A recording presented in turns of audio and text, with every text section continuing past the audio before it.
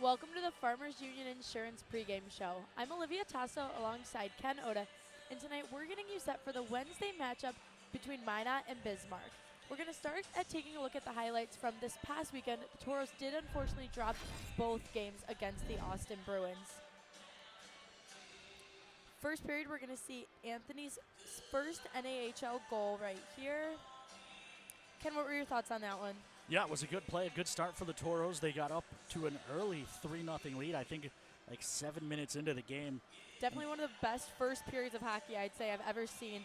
Super impressive. Unfortunately, I think that we got a little too comfortable and we ended up not carrying through with that game, but we had a lot of shots on goal. Definitely, we played that first 20 minutes, which I know has been Mike Meredith's, big goal whenever we talk to him. Press and I both saying, working on playing the full 20 minutes from the second that puck drops. And I'd say, that game we saw the Tauros show up and show out right when that puck dropped, but obviously I think going into the second and third, we dropped that a little bit.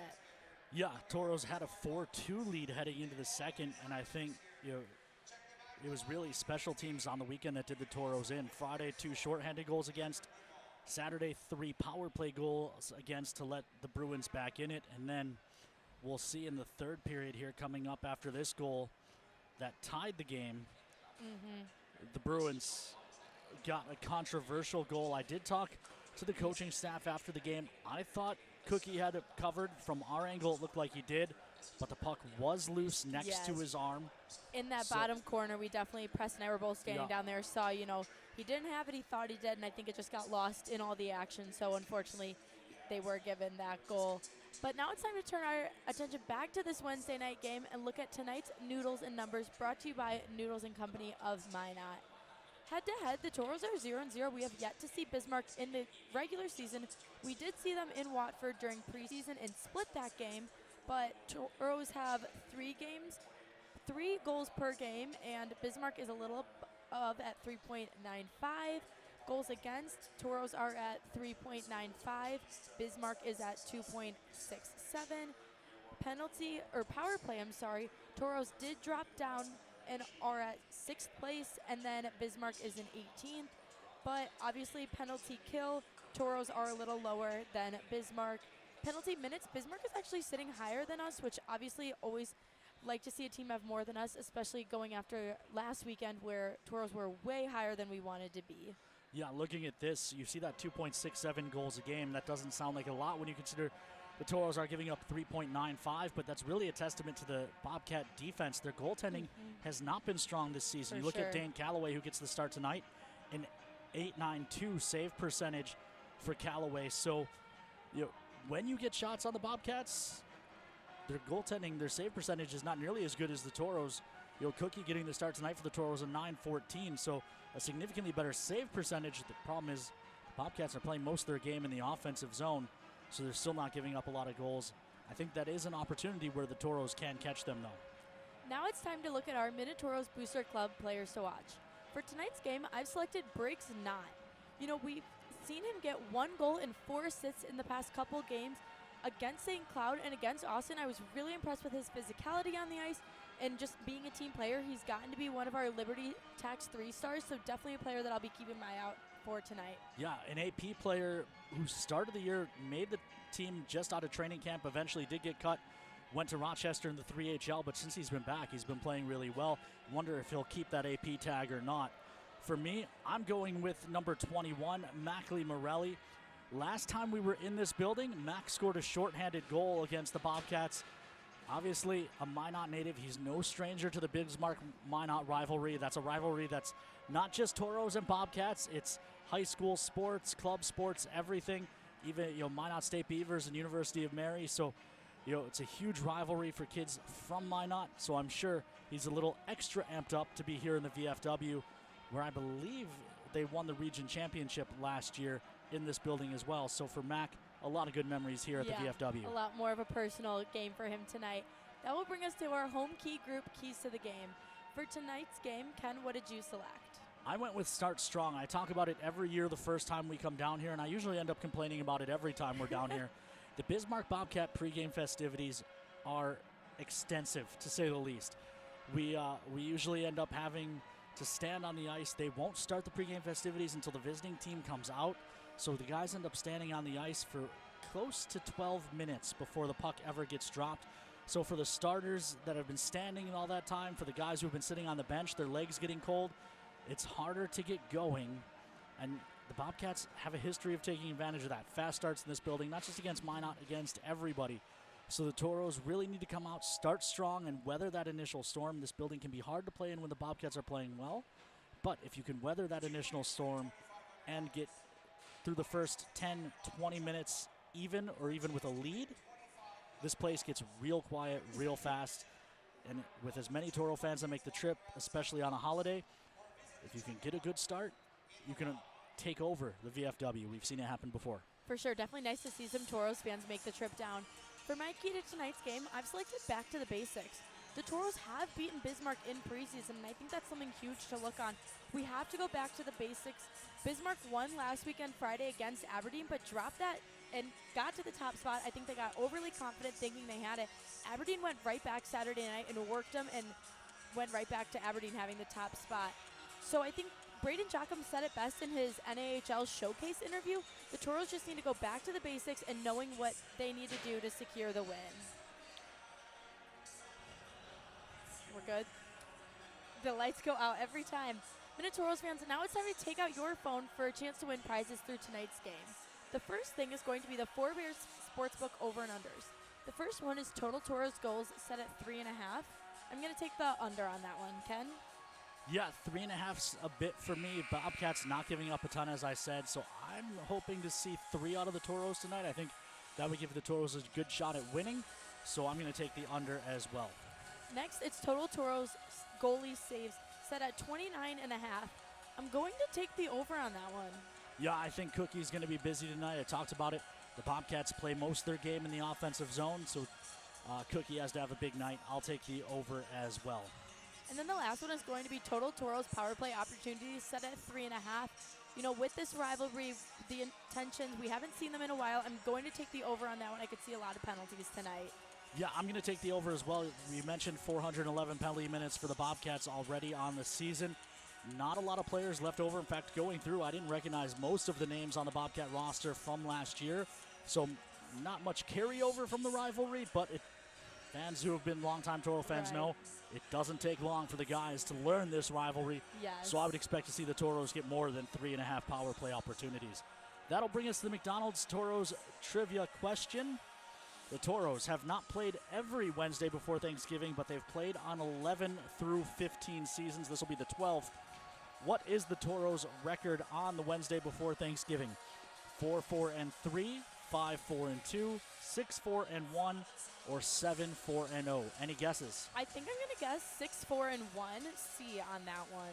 All right, fans, you can get your guess into a chance to win a free lunch from our friends at Dakota Drive McDonald's. Ken, do you have any final thoughts before we send it out to my interview with Tyler Ebner? You know, this is a big game for the Toros. It's the Wednesday before Thanksgiving. We're just about 20 games into the season now, so there are no more rookies, so to speak. The guys should know the junior game. They should be in the swing of things. First look at our rivals, and really, the Toros have beat Aberdeen. They've beat St. Cloud. They haven't played Bismarck yet. They haven't beat Austin, but they've beat Watertown, so a chance really to show that they can play with anyone in this division. For sure. Obviously, dropping 4 to the Bruins hurts, but they've knocked off the first place Wings. You knock off the Bismarck Bobcats tonight, it gives you some confidence heading into this middle portion of the schedule that you can play with anyone in the division, even if your record isn't where you want it to be. For sure. You know, I think we've seen that, like our game with Aberdeen, so definitely something we'll be looking for tonight, that little bit of an upset. Well, Toros fans, I got a chance to talk to head coach Tyler Ebner before the game, so take a look and watch that, and we'll see you guys for Puck Drop.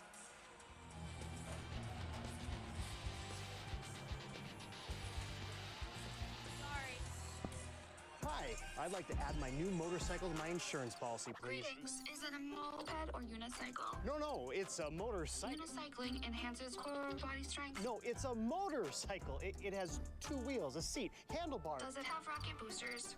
Can I speak to a live agent? Impossible. All agents have been neutralized. At Farmers Union Insurance, technology is important, and so is finding the best options for our clients, person to person. Farmers Union Insurance. Local agents, more options, great rates. At Northwest Tire, we're part of your community. and we want you to be part of our family. We're about more than tires. We're about superior customer service to keep your vehicles and equipment safely rolling down the road.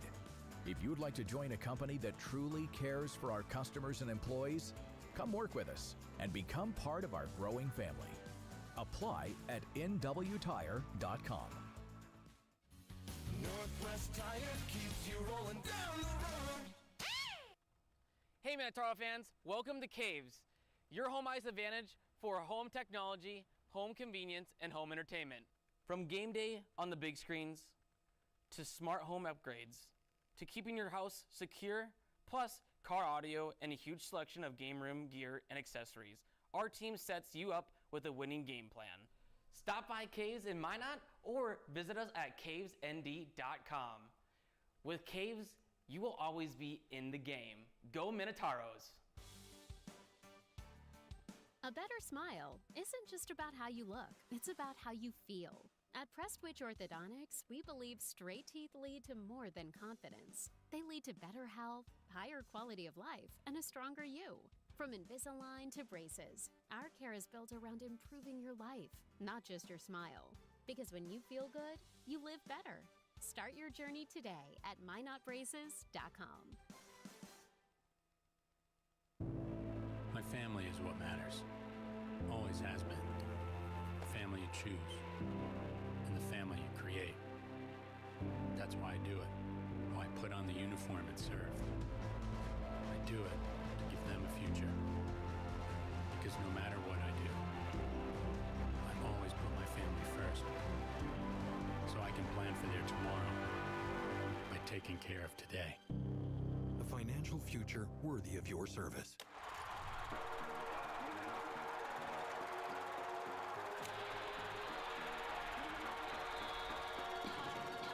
Being Bison alumni, both Hunter and I know what's important. Giving back to our community, supporting others, and always being someone you can depend on. Like First Western always says, you can bank on us. People you know, teammates you trust. First Western, you can bank on us. When you carry blue, you get a devoted team backing you up, focused on you and your well-being, making it easier and affordable for you to make health a priority. When you carry blue, you get a health plan that anticipates your challenges, that's helping shape the future of healthcare, with more helpful tools and resources so you can get the most out of your benefits and focus more on living your best life. Find your plan today. Blue Cross Blue Shield of North Dakota. Carry blue. Carry on. I'm joined with head coach Tyler Ebner. Coach, what's your strategy into going into tonight's game, a Wednesday night game? Well, it's a little bit different. Obviously, we have 3 and 4, but really no change in terms of strategy. I mean, this game's worth as many points as any other game. You know, we haven't seen Bismarck since the preseason game. Right now, they're sitting at 2nd seed. What are your thoughts going into tonight's game, standing on the bench? Well, I think the biggest thing for us, we got to make sure that we get on their D and establish a forecheck early on in the game, like we did on Saturday against Austin, and you know, make sure that we're staying out of the box. I think learned our lesson there on Saturday night and have to do a better job. For sure, we're definitely #1 in penalty minutes in the division. Obviously, discipline's a big thing, but you and I have also talked about playing it smart. What are your thoughts on that going into tonight's big game? Well, like I said, we have to make sure we're taking, if you're going to take any penalties, they have to be smart penalties, you know, things that stop goal and prevent goals and not 200 feet away from our own end. Coming in off Austin sweeping us last weekend, what were your thoughts the past 2 days of practice? Well, the biggest thing is getting back in terms of our development process and getting better each day. And I thought we had two solid days of practice on working towards this game here tonight. Perfect. Best of luck tonight. Thank you. Thank you. We often think of frontiers as pages in a history book, a time gone by. But even in this modern world, there are new frontiers to conquer. Whether you're tending the land to grow a better tomorrow or growing a business for new opportunities, the work you do powers the world. Exploring the frontier means stepping forward, shaping the future for yourself and for those around you. First International Bank and Trust, helping you live first, one step at a time. Since 2003, the architects and engineers at Ackerman Esvold have been enhancing everyday life. From response times to to commute times, we've helped create critical infrastructure, enhancing highway safety, flood protection, and public education. And we're no stranger to enhancing fun, family outings, and even game time. Ackerman Esfold, working to enhance your everyday life. Circle Sanitation is a locally owned family business providing quality waste hauling services since 1980. We provide service to residential and commercial customers, as well as roll-off service for large projects and construction sites. We are dedicated to providing excellent service at competitive prices without deceptive contracts or hidden fees. For more on what Circle Sanitation can do for you, call us or visit circlesanitation.com. The Four Bears Casino Sportsbook has a new look.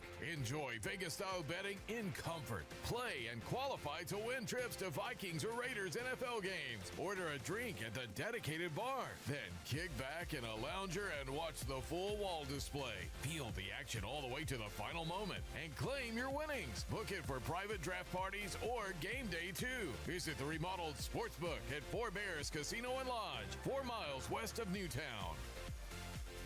Is someone in your life using opioids? Know the signs of an overdose: limp body, slow breathing, or vomiting. Step 1 is to call 911 and give them naloxone. It will reverse an overdose, so it can be used even if you're unsure whether they're overdosing or not.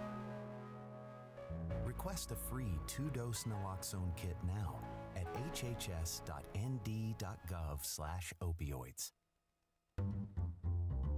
A state-of-the-art hospital and medical office building built with you in mind. The new healthcare campus and medical district, now open in Minot. Trinity Health, making more possible.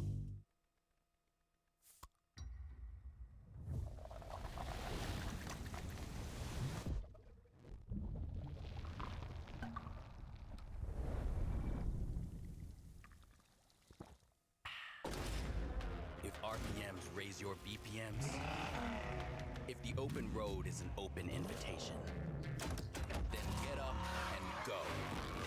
Go turn some heads. Go turn a wrench. Go windows down. Go volume up. Go in. Go out. Go off. Napa has America's largest network of parts and care, here to keep you firing on all cylinders. Your plan speaks volumes when you're going to have a drink. Be intentional to ensure your safety and the safety of others by keeping just a few things in mind. The first is to look out for your friends and be the designated driver. Even if someone says they're fine doesn't mean they are.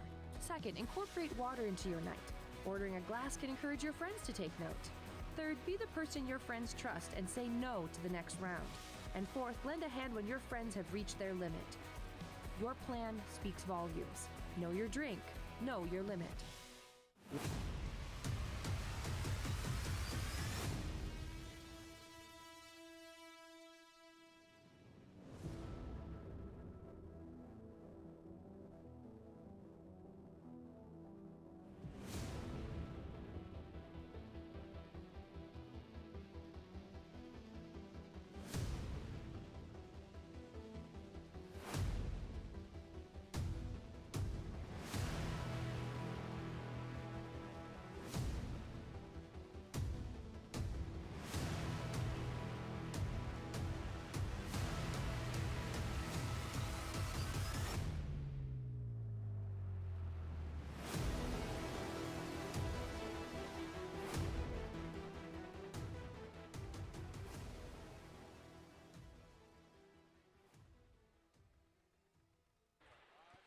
Welcome into the VFW Sports Center in Bismarck, North Dakota.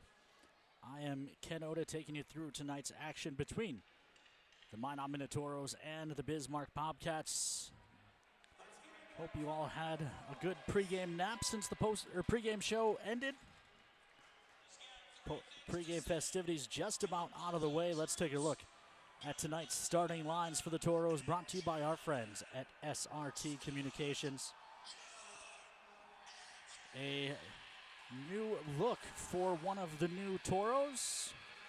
Arseny Grobiov wore number 8 last weekend against the Austin Bruins. Opted to throw on sweater number 10 moving forward. Had a goal and 2 assists as number 8 for the Tauros. Usually you don't see guys change numbers after a performance like that, but nonetheless, he'll wear sweater number 10. Otherwise, there's a look at the rest of your lines. Cookie gets the start in net for the Tauros. Morelli on the draw. Tauros in the traveling black. Black from head to toe, red shoulders and sides. Cream names and numbers for the men from the Magic City. Bobcats win the draw back into their own zone. Tauros pursue. The puck gets sent down the ice. Race is on for icing, and Ty James lost it. Williams tries a reverse hit and ends up spinning himself down pretty hard.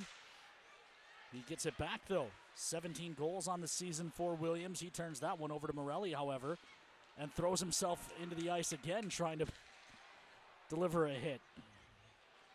Cooper Williams, 17 goals in 21 games for the Bobcats. That's third in the league, but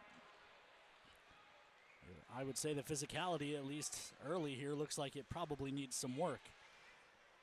Near side, this is Vorobiev. Carrying ahead for the Tauros, cuts the middle of the ice. Vorobiev leaves to the far side, touches up top. Spadaro kept it at the point. No, he did not. They say it's a delayed offside, so the Tauros have to back up.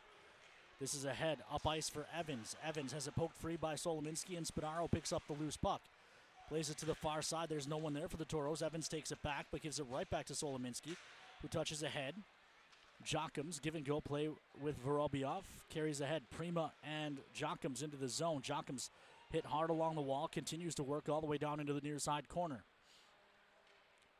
Far side, Jax Warren pinching down, keeps it alive for a moment, but Prima couldn't find the loose change. We've played 90 seconds as the Bobcats start up ice. Into the zone on the near side. Patella, and it's an offside play, and a crazy late whistle on that offside.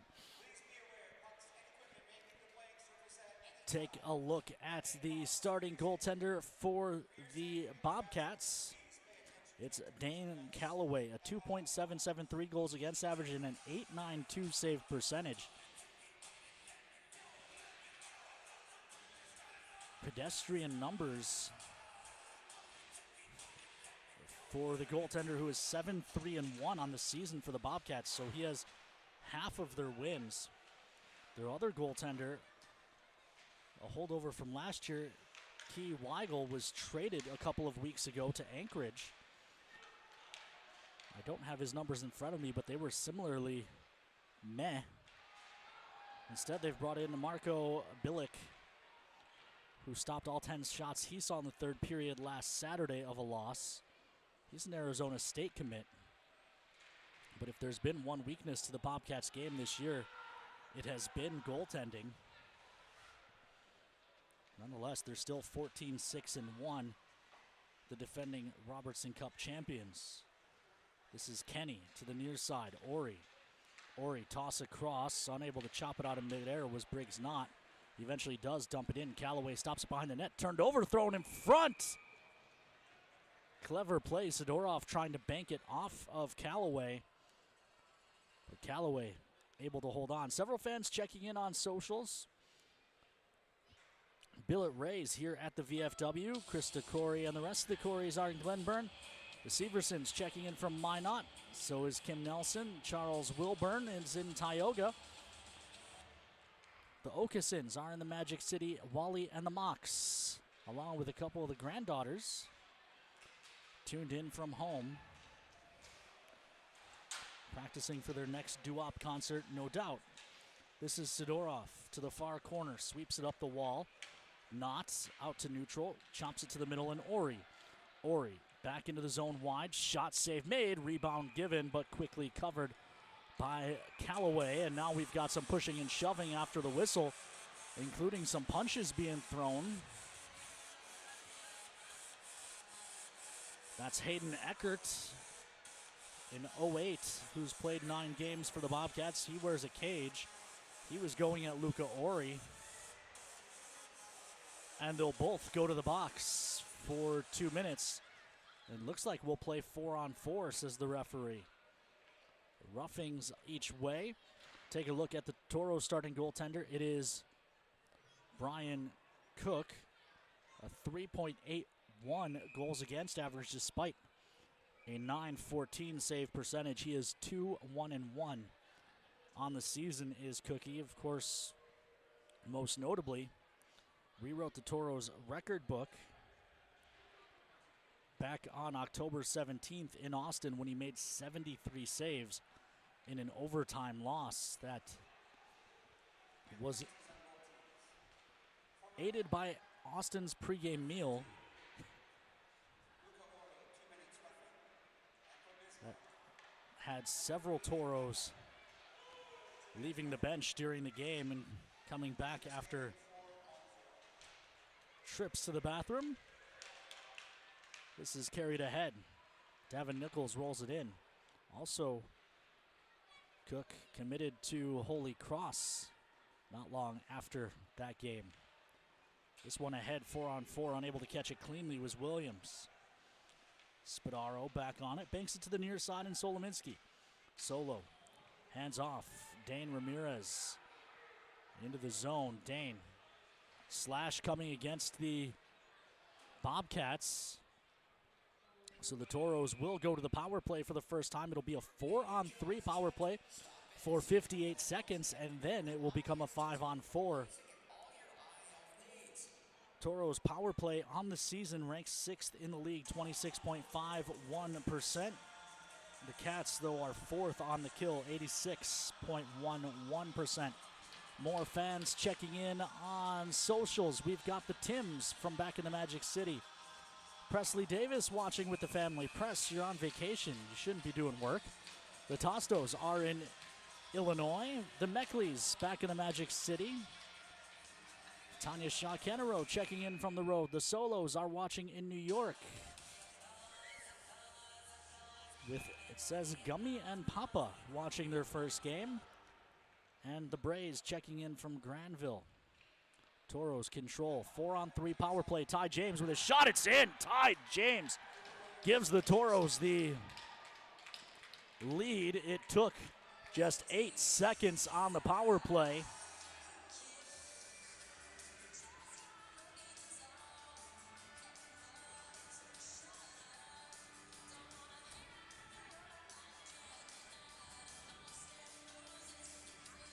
As we get another look,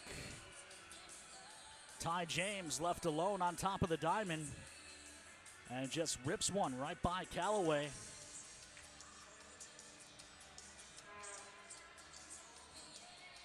For his second in as many games. And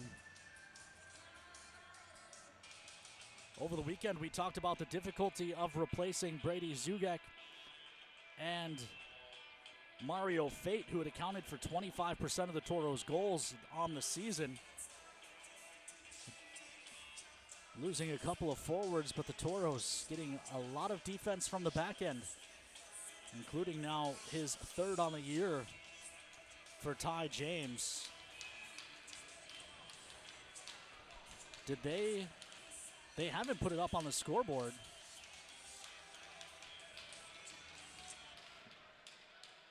There it is. Now it's up on the board.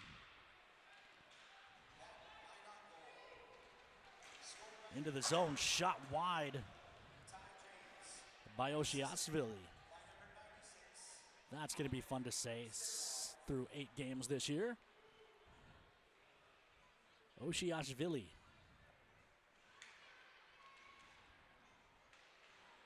Mack almost poked that free. Reminiscent of the shorthanded goal he scored here in the last game last year. Production meeting on the air. Kobe, do you have that highlight still? Oshiashvili turning on the near side. Borre plays it back to the point to Patilla. Poked out of the zone by Vorobyov.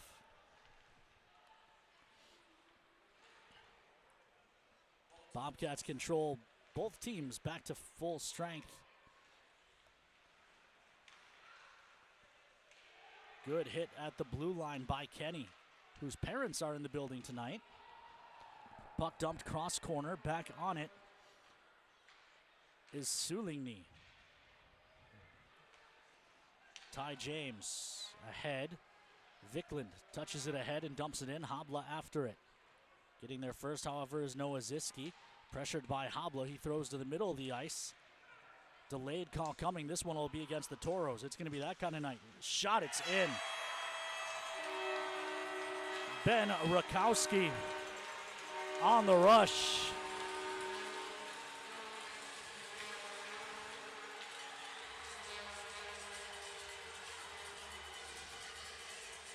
Evens this game up, so the Cats will not go to the power play.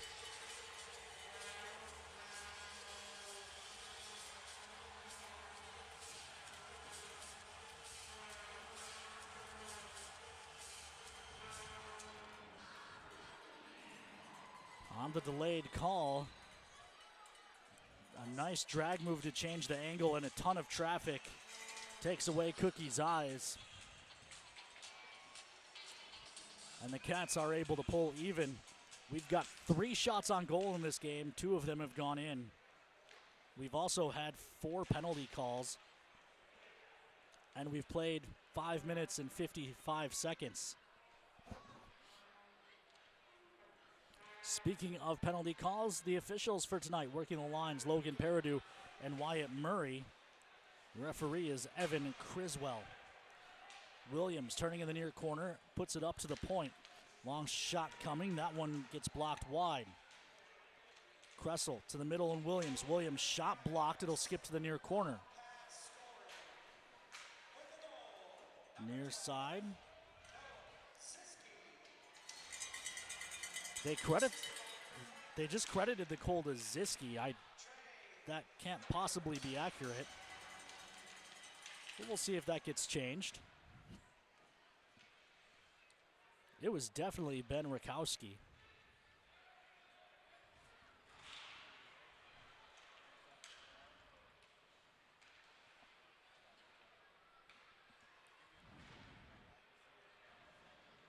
Near side, Warren chips ahead. Pikic, gloves down to the stick, leaves on the near side. Nichols, his pass across off the mark. Ramirez spins it deep. Bobcats control.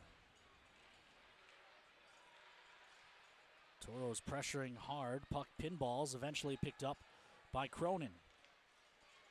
That's Patch Cronin, not Tommy Cronin, younger brother of Tommy, as there's a tip at the front of the net by Osha Ashvili. And now another shot. That one's gobbled up.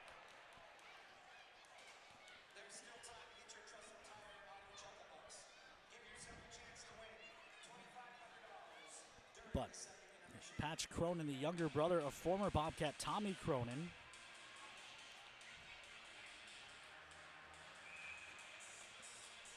draw to the left of Cookie.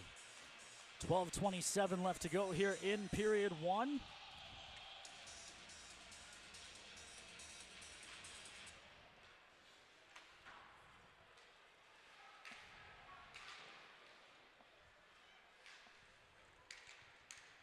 Down low, Kenny turning.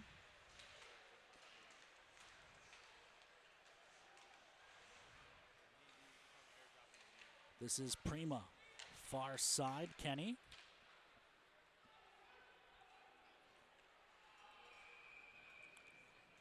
There's one shot on, gobbled up by Callaway.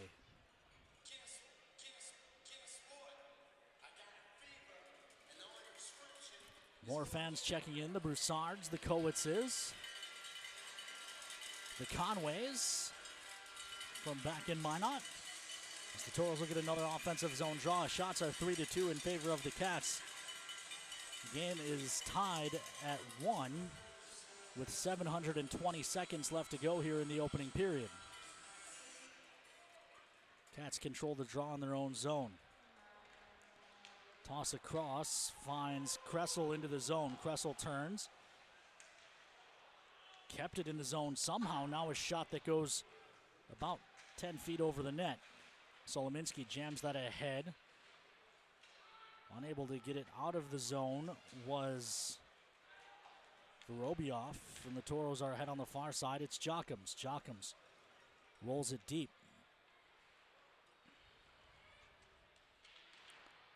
Tauros can't gain possession.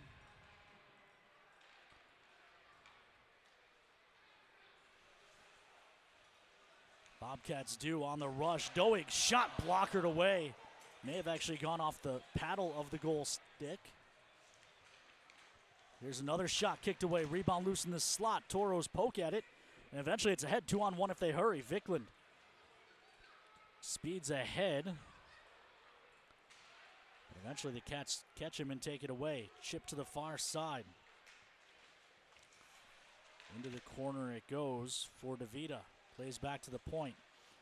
Back down the wall. Habla takes it away. Chips out to neutral and then gets bumped off by DeVita. Puck rolled deep into the Bobcat zone. 10.5 to play here in the opening period.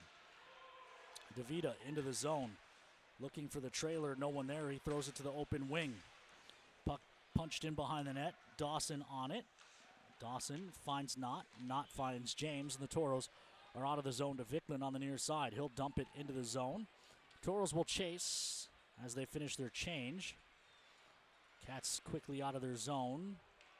No, it didn't get out. It took a carom and stays in. Tauros pressuring to the near corner. Up the wall, Solominski delivers a big hit. Ori keeps at the blue line, throws it towards the net. Cut off before it got to Sidorov. Sidorov trying to hunt this down. He does on the far side, pokes it free. Spadaro ahead, and he wanted Knott. Knott has Ori with him, but they can't find the puck. It's out to neutral and Solominski. Solo has to wait for his mates to touch up. They do, but he lost the handle, and the puck is free in neutral. Morelli touches it back to Spadaro. It hops over his stick, and he'll have to retreat even further to gather it in. Morelli across to the near side, and Ori. Ori gains the red, carries over the blue, fights through a check, then finds Knott for a shot. Save made, rebound loose in front, poked, and it's in! Is it Knott or Ori? Either way, it's a goal, and the Tauros lead once again.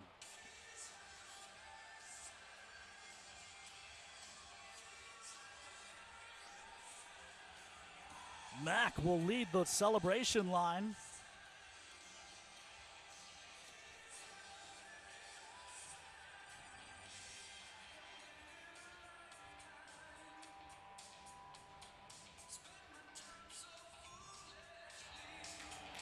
As we get another look, initial shot was not. Morelli was digging. Ori was there as well. We'll credit it to Morelli for now. Either way, Tauros lead 2-1.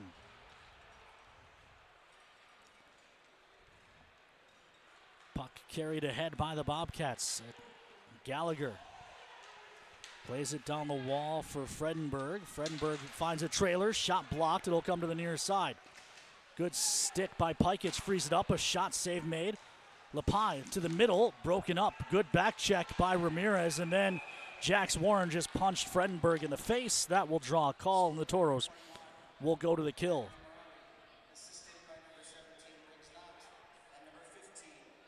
It was Morelli from Knott and Ori, but we will send it down to Olivia. Thanks. Liv, what do you got for us?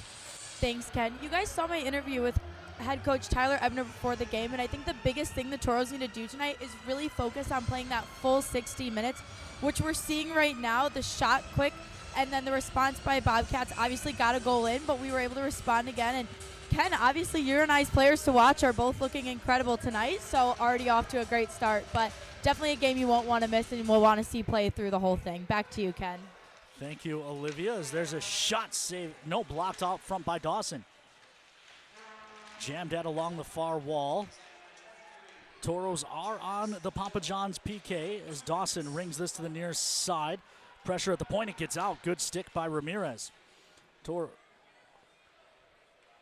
PK 74.03%. That ranks 26th in the league. The Bobcat power play 18th, 22.47. Cats into the zone, but it's freed up. Dawson will hammer this all the way down, sending everyone on the bench diving for cover. That barely caught the glass and stayed in play. 8:08 left in period number one as the Tauros try to avoid heartbreak here on the PK. Toss across, finds Williams. Williams to the near circle, just banks across to the far side. Jockums on this, he's able to bull it out to neutral. Patella forced to turn. Now he'll just retreat as the Bobcats are mid-change. 53 ticks left to talk on the Papa John's PK.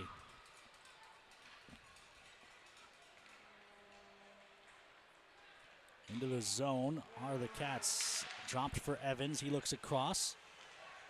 Far wall. Oshiashvili drops it back to the point.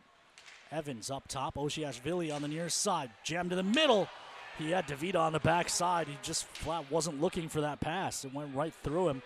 And the Toros get the clear. 22 seconds left on the Papa John's PK. Pressure from Ramirez, but the Cats are up ice. Feathered into the middle. Shot fought off by Cook. Short side, and Dawson throws it off the glass, and it must have caught someone leaning over the bench on the way by. North Dakota time on the clock. 7:01 left to play here in period one. Toros lead 2-1, but are shorthanded for 10 more seconds as Jax warrens to the box for less than exemplary behavior.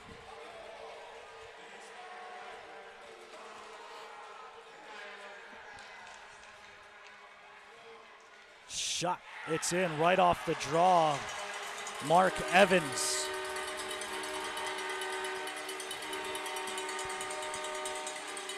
Had all day to pick his spot. Tons of time and space on that power play. And he wires it by Cook.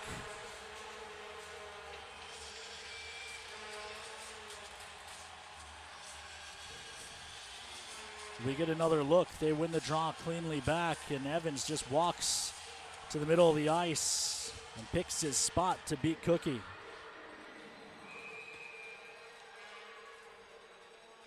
That is a power play goal. There were 6 seconds left, so 4 seconds between the drop of the puck and the shot hitting the back of the net.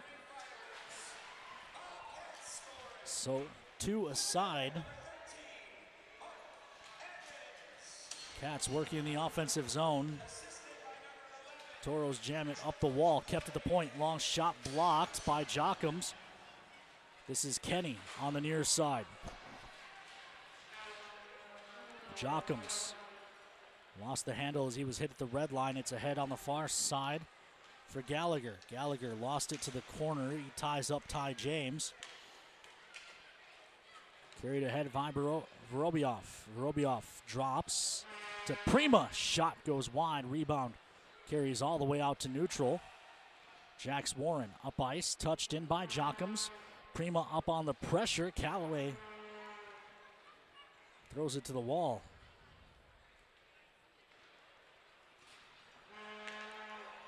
Up ice on the far side. This is Alamond.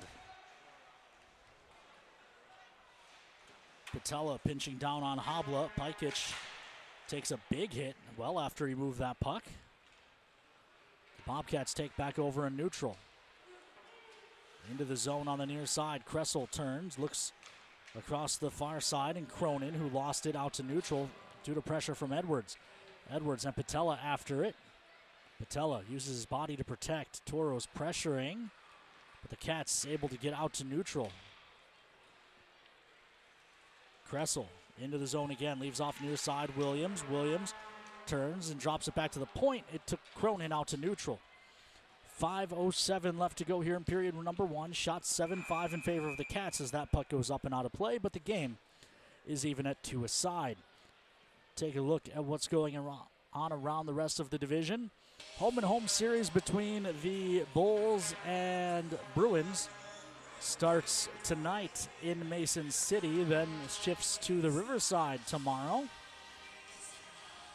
And at the OD Ice Center tonight, it's the Aberdeen Wings and the Watertown Shamrocks. Of course, the Shamrocks come to the Pepsi rink this weekend. Toros split with them in their building what seems like forever ago. It was the weekend after the showcase. I think I only had one kid at that time. This is Ori carried ahead.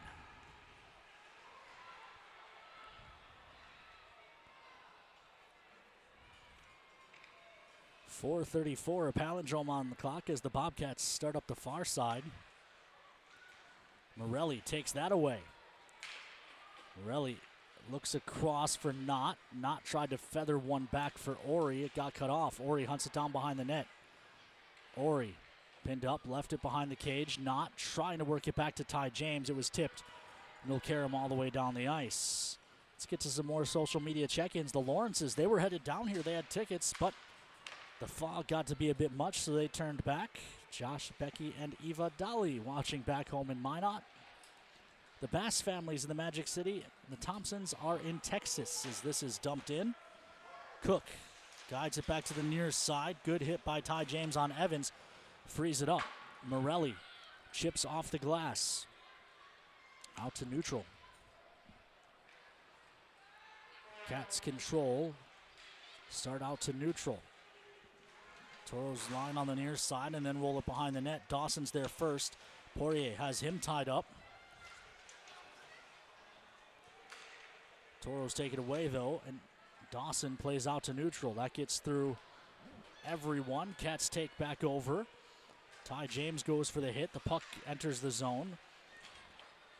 Asiashvili plays it down into the corner. Pikic takes over there. Toros start up ice. Pikic hands to Ramirez, who tries a shot. That misses wide, and Karam's off the end wall. Jammed out to neutral. Carried into the zone. Lepai looking backdoor. Tippett's in. Oh my goodness. What a play on the rush.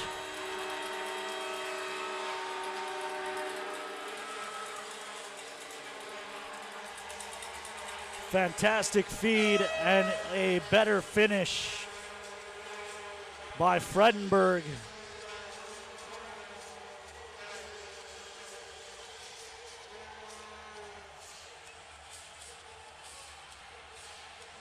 As we get another look, the feed from Lepai and a tip finish, and for the first time tonight, the Toros trail.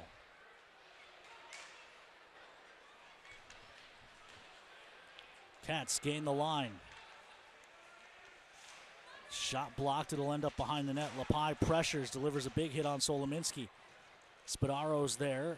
Gallagher pressuring him. Spadaro's pass up the wall was poked away from Prima, but then taken away by Vyorbiov. He's got Prima going to the net, who fans on the tip. Prima was trying to answer that pretty play from the Bobcats.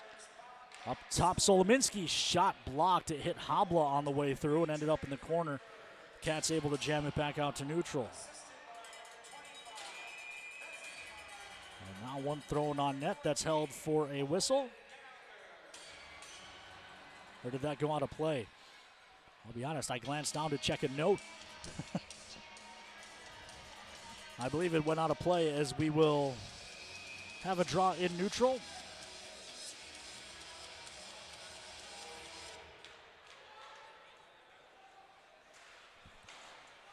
Puck into the Toro zone. Ty James hands to Habla, to Vikland, across that missed Edwards.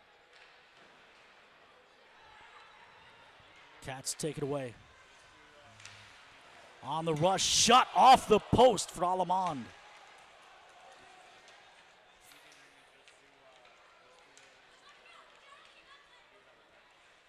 Toss across, finds Vikland. Vikland gains the line. He's leaned on by Eckert.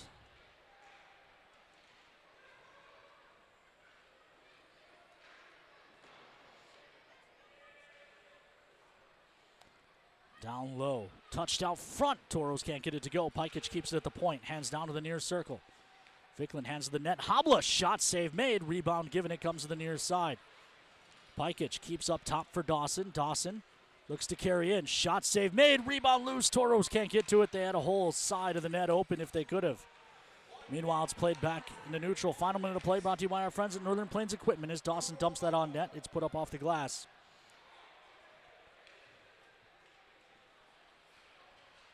By Callaway, now dumped in by DeVita. Down low, Mayo. Pinned it to the boards. Spadaro steps on the puck. They jam in the corner. Morelli hands across for Solominski. 27 seconds as the Toros start up ice. Pass missed. Nichols. Puck pops up high in the air. Mayo finds it. Mayo walks right in. Meanwhile, there's a Bobcat down behind the play. It's Patella. Tauros take it away. 12 seconds as Morelli hands for Solominski. And Patella just chopped Ramirez so hard his stick broke in half, and apparently that was clean. No penalty coming. And the horn sounds to end the period, and now we've got more pushing and shoving. I mean, there's a broken stick laying at center ice from Patella's chop at Dane Ramirez. Pretty clear indicator that there was a slash. Nonetheless, 21 minutes on the clock for intermission, but we're in Bismarck, so it'll be closer to 25. We'll go out to a short break. Be back with Olivia on the bench with I don't know who yet. The Four Bears Casino Sportsbook has a new look. Enjoy Vegas-style betting in comfort. Play and qualify to win trips to Vikings or Raiders NFL games. Order a drink at the dedicated bar. Then kick back in a lounger and watch the full wall display. Feel the action all the way to the final moment and claim your winnings. Book it for private draft parties or game day too. Visit the remodeled Sportsbook at Four Bears Casino and Lodge, 4 miles west of Newtown. When you carry blue, you get a devoted team backing you up, focused on you and your well-being, making it easier and affordable for you to make health a priority. When you carry blue, you get a health plan that anticipates your challenges, that's helping shape the future of healthcare, with more helpful tools and resources so you can get the most out of your benefits and focus more on living your best life. Find your plan today. Blue Cross Blue Shield of North Dakota. Carry blue. Carry on. Welcome back inside the VFW Sports Center. You've got the Four Bears Casino and Lodge intermission report. Let's send it down to the ice for Olivia with Mackley Morelli. Tauros fans, I'm joined with Mac Morelli. Mac, Ken picked you as his player to watch tonight. You scored that goal. How does that feel to contribute tonight? Yeah, it feels pretty good. It's been a little bit of a rough stretch scoring-wise, but yeah, it felt good, and most importantly, trying to get the win tonight. You know, obviously you're from Minot. You've seen this rivalry growing up. How does it feel to be playing in Bismarck? Yeah, it's pretty special, like you said. Always a big rivalry ever since I was growing up, so yeah, it's pretty cool to play it now. All right, best of luck going into the second. Back to you, Ken. Thank you, Olivia. Mason Morelli, Mac's older brother, certainly a part of the lore. Some big goals against the Bobcats back in years 1 and 2 of the rivalry. Before we go back out to break, new this year, it's the Dakota Buffalo Cup. The battle between the 4 Dakota teams in the Central Division. The only games that count for the Buffalo Wild Wings Dakota Buffalo Cup, which is a whole lot to say. But the only games that count are games within the Dakotas. So you see the Wings have the most points. They've also played 4 more games against their Dakota counterparts. The Bobcats have 8 points, Tauros with 5. And the Shamrocks just 2 points. They did come at the expense of the Tauros, though, way back in October. May have just been October, but again, so long ago, fairly certain I was single with no gray hair. But that will do it for this segment. We'll send you back out to commercial break. When we come back, Olivia will take you through the Four Bears Casino Lodge intermission report. If RPMs raise your BPMs, if the open road is an open invitation, then get up and go. Go turn some heads. Go turn a wrench. Go windows down. Go volume up. Go in. Go out. Go off. Napa has America's largest network of parts and care, here to keep you firing on all cylinders. Your plan speaks volumes when you're going to have a drink. Be intentional to ensure your safety and the safety of others by keeping just a few things in mind. The first is to look out for your friends and be the designated driver. Even if someone says they're fine doesn't mean they are. Second, incorporate water into your night. Ordering a glass can encourage your friends to take note. Third, be the person your friends trust and say no to the next round. And fourth, lend a hand when your friends have reached their limit. Your plan speaks volumes. Know your drink. Know your limit. We had a member that came into the credit union who doesn't historically come in. She went up to the teller line and said she wanted $25,000 in cash. The teller kind of questioned her about it, and she said, "I'm buying a car," but she was kind of fidgety. And is that when she went to you first? She had to make a phone call to see who it was payable to, and that was which is red way flag. weird. I mean, that's a huge red flag.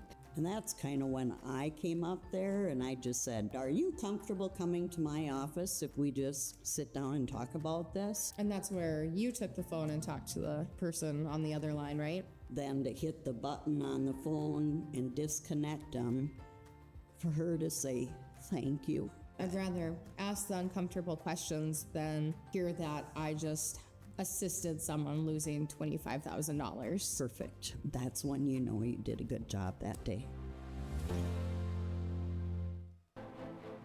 At First Command, our advisors are committed to coaching you towards a financial future worthy of your service. We're dedicated to coaching you from the start of your military career to retirement and beyond, at home or during deployment, for when things get tough and when times are good. Let us show you how we honor what matters most to you. It's time to get started today. All right, Genty, time to learn the option play. Come on, Coach. I know how to run the option. Applebee's new Ultimate Trio. Mix and match 3 apps with 3 sauces, like shrimp, boneless wings, onion rings with sweet chili, blue cheese, and marinara. Or wonton tacos, waffle fries, and riblets with honey mustard, ranch, and honey barbecue. Or brew pub pretzels, mozzarella sticks, and waffles. How many combinations are there? There's over 80,000. Applebee's new Ultimate Trio. Choose 3 apps and 3 sauces for $14.99. That's eating good in the neighborhood.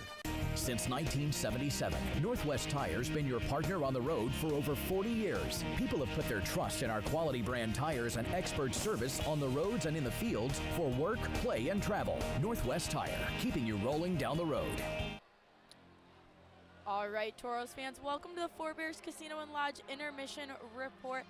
I'm Olivia Tasto. Obviously, we do not have Presley Davis here today. I know she's watching at home, spending time with her family, so we're going to go ahead and roll solo tonight. Unfortunately, she will be back Friday, but we're going to go right into the highlights for tonight's game.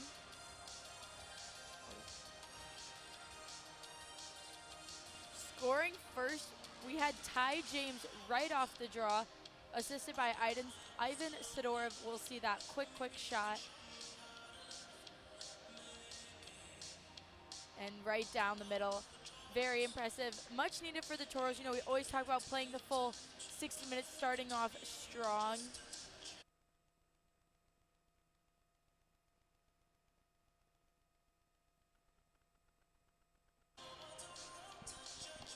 Then Bismarck, you'll see, tie it up.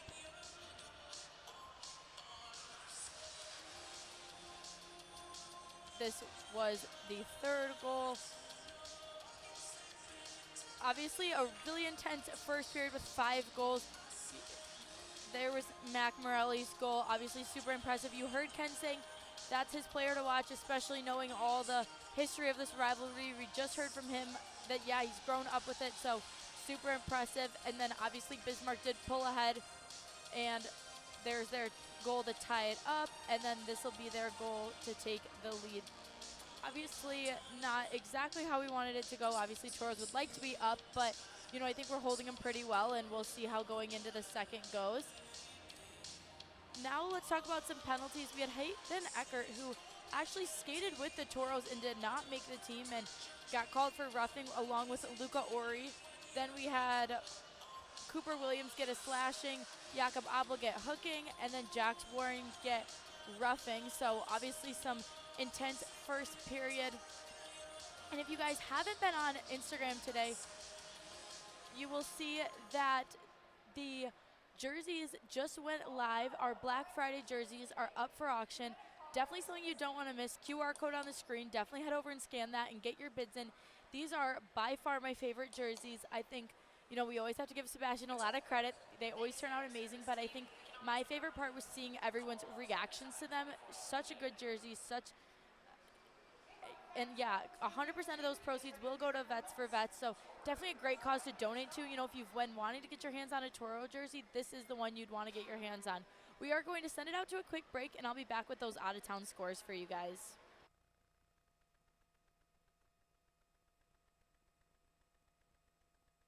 Hi, I'd like to add my new motorcycle to my insurance policy, please. Greetings. Is it a moped or unicycle? No, it's a motorcycle. Unicycling enhances core body strength. No, it's a motorcycle. It has 2 wheels, a seat, handlebars. Does it have rocket boosters?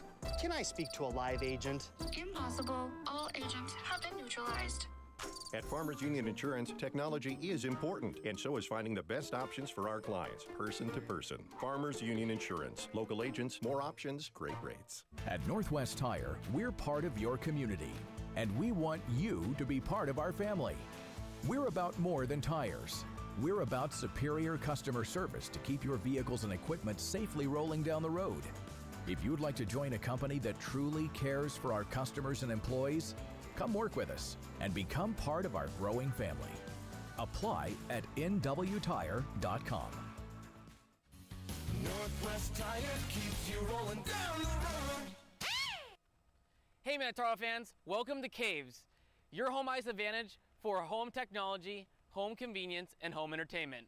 From game day on the big screens, to smart home upgrades, to keeping your house secure, plus car audio and a huge selection of game room gear and accessories, our team sets you up with a winning game plan. Stop by Caves in Minot or visit us at cavesnd.com. With Caves, you will always be in the game. Go Minotauros!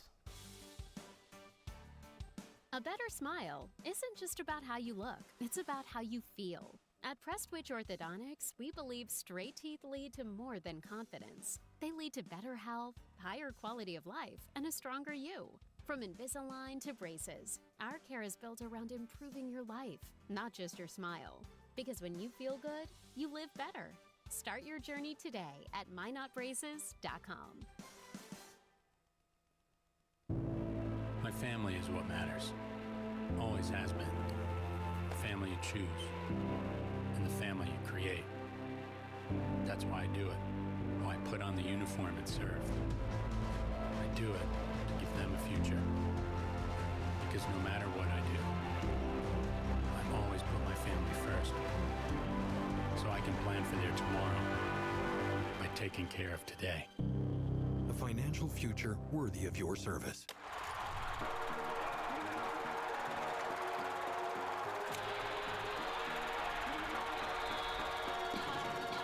Being Bison alumni, both Hunter and I know what's important. Giving back to our community, supporting others, and always being someone you can depend on. Like First Western always says, you can bank on us. People you know, teammates you trust. First Western, you can bank on us. We are back with the Four Bears Casino and Lodge intermission report to go over some out-of-town scores. It is a Wednesday night, so we aren't going to see a ton of games. We have Northeast Generals playing Maine. That is tied 2-2 at the end of the second. It looks like all 4 of those goals were scored in the second period. Oklahoma playing Lone Star. Lone Star is currently winning 1-0. There's about 17 minutes left in the second. Janesville is playing Wisconsin Wendigo. Second period, 16 minutes left. Wisconsin 1, Janesville leading with 2. We have a lot of games in the Central Division tonight. Austin Bruins playing the North Iowa Bulls. Austin is winning 3-1. Shamrocks are playing Aberdeen, and Aberdeen is winning 2-0.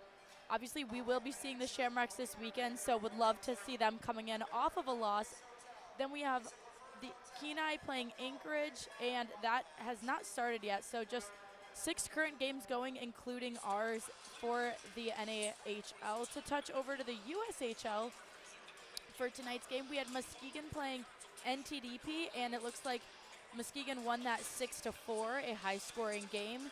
At the end of the first, Omaha and Sioux City. Sioux City is winning 1-0. We have Tri-City playing the Lincoln Stars. That is 0-0 into the second. Fargo playing Sioux Falls Stampede. Fargo is winning 1-0 at the end of the first. We have the Buccaneers playing the Fighting Saints with 18 minutes left in the second. And the Saints are winning, the Fighting Saints are winning 5-1, a crazy high scoring game so far for them. And then Chicago Steel playing the Green Bay Gamblers with 14 minutes left in the second. Steel is winning 1-0, and then lights went off in here. Just 3 games on the D1 tonight. We have Merrimack playing Notre Dame winning 5-4. We have Colgate and Michigan. Michigan is winning 4-1. And then NHL scores, we have the Flames and Lightning. Lightning is winning 4-1. The Red Wings are playing the Nashville Predators.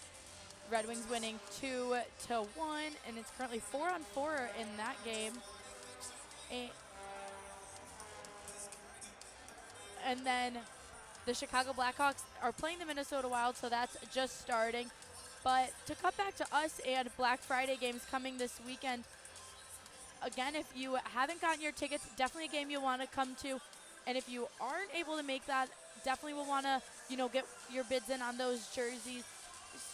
Super impressive, and we'll be wearing those jerseys Friday and Saturday. Obviously, a quick turnaround coming from being in Bismarck and then to going to this weekend. But these jerseys are really special. Next intermission, we have a very, very incredible interview. Presley and I were able to talk to some of the Vets for Vets employees and just hear about their stories. And honestly, it was the most incredible interview I've ever gotten to sit in and listen to. The things they had to say were just incredible. And I got a jersey, so definitely make sure you get yours. It's one you won't want to miss. We are going to send it out to a break, and we'll be back with Ken.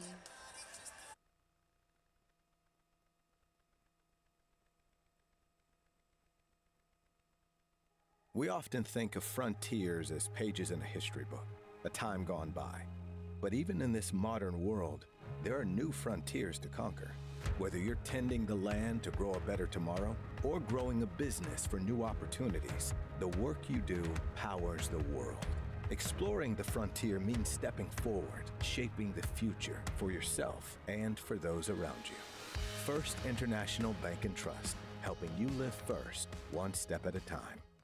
Since 2003, the architects and engineers at Ackerman Esvold have been enhancing everyday life. From response times to commute times, we've helped create critical infrastructure, enhancing highway safety, flood protection, and public education. And we're no stranger to enhancing fun, family outings, and even game time. Ackerman Esvold, working to enhance your everyday life. Circle Sanitation is a locally owned family business providing quality waste hauling services since 1980. We provide service to residential and commercial customers, as well as roll-off service for large projects and construction sites. We are dedicated to providing excellent service at competitive prices without deceptive contracts or hidden fees. For more on what Circle Sanitation can do for you, call us or visit circlesanitation.com. The Four Bears Casino Sportsbook has a new look. Enjoy Vegas-style betting in comfort. Play and qualify to win trips to Vikings or Raiders NFL games. Order a drink at the dedicated bar. Then kick back in a lounger and watch the full wall display. Feel the action all the way to the final moment and claim your winnings. Book it for private draft parties or game day too. Visit the remodeled Sportsbook at Four Bears Casino and Lodge, 4 miles west of Newtown. Is someone in your life using opioids? Know the signs of an overdose: limp body, slow breathing, or vomiting. Step 1 is to call 911 and give them naloxone. It will reverse an overdose, so it can be used even if you're unsure whether they're overdosing or not. Request a free 2-dose naloxone kit now at hhs.nd.gov/opioids. A state-of-the-art hospital and medical office building built with you in mind. The new healthcare campus and medical district, now open in Minot. Trinity Health, making more possible.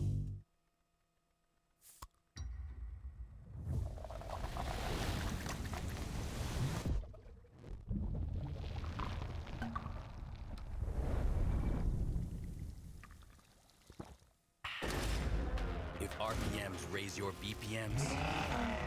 If the open road is an open invitation, then get up and go. Go turn some heads. Go turn a wrench. Go windows down. Go volume up. Go in. Go out. Go off. Napa has America's largest network of parts and care, here to keep you firing on all cylinders. Your plan speaks volumes when you're going to have a drink. Be intentional to ensure your safety and the safety of others by keeping just a few things in mind. The first is to look out for your friends and be the designated driver. Even if someone says they're fine doesn't mean they are. Second, incorporate water into your night. Ordering a glass can encourage your friends to take note. Third, be the person your friends trust and say no to the next round.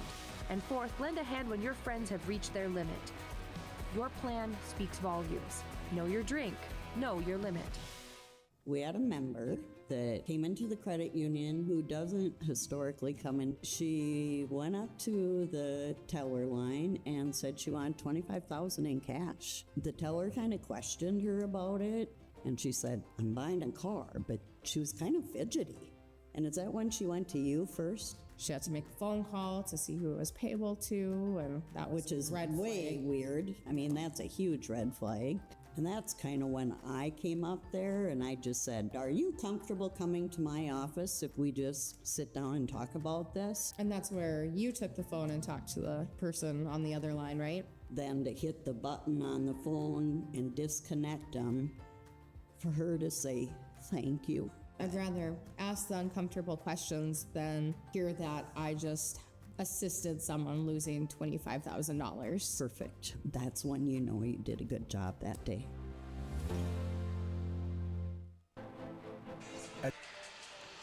Welcome back inside the VFW Sports Center in Bismarck, North Dakota. As always, I am Ken Oda. Olivia Tosto, Kobe Broughton, Hunter Sporton alongside as we're trying to get you through this one. An eventful first period. But, fans reminder, the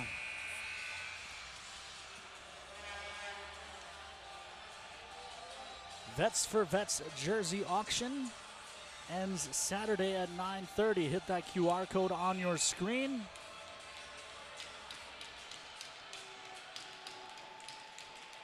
Or just go to the digital auction tab in the Toro Hockey mobile app. Or check out Dash and search for the Minotauros to get your bids in. Cats control. We are 5-on-5. Toros out shooting the Bobcats 9-8 in the first period, but it's the Cats who lead 3-2. Oh, good. They're filling the... Yep. This is near side. Kenny's pass is off the mark. They're filling the inflatable balls for the intermission game, so apologize for the buzzing you'll hear for the next 10 minutes. Far side.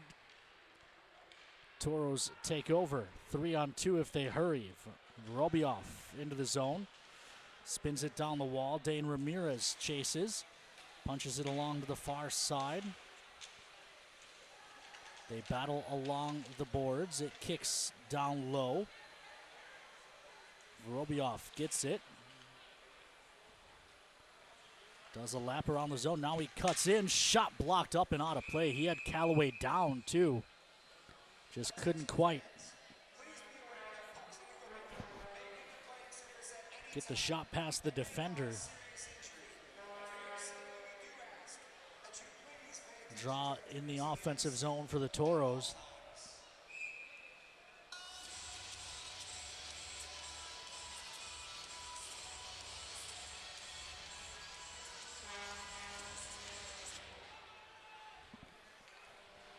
Bobcats control the draw. 3-on-2 into the offensive zone. They hit the man coming across. Shot, it's in. How did that one get through? It's been Osiasvili on the rush.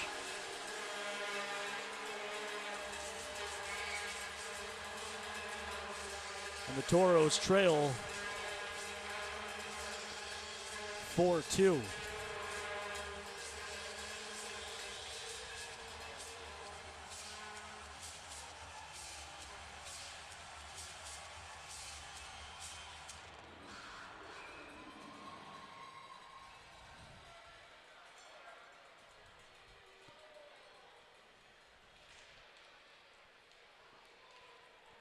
Toros win the draw back. It'll roll all the way to Cook.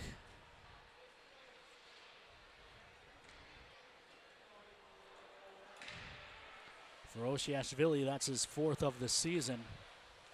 As that puck squirts loose in front, no one able to find it for the Cats. It drops back to the point.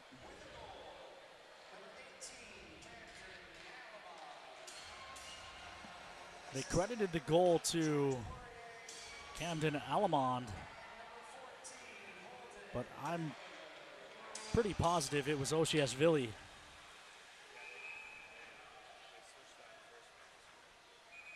That caught someone on the Toro bench, and now Patella going after Vickland, as is Callaway, the goaltender.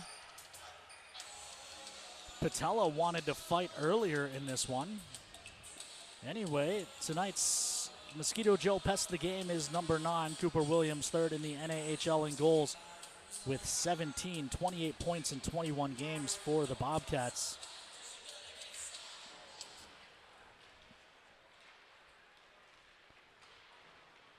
Puck dumped into the Toro zone. Cats get there first, play it deep. Eventually it pinballs and is picked up by Luca Ori. Ori dumps it into the zone. Doig gets there first, but he turns it over. Sidorov punches it behind the net. Doig gets it back. Gets hit by Sidorov, who then takes the puck. Shot! It'll trickle in. Toros back within 1.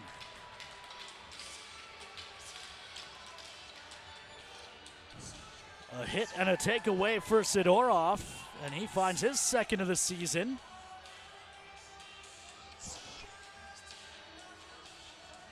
As the Toros back within 1. Seems like it's always a wild one on a Wednesday before Thanksgiving.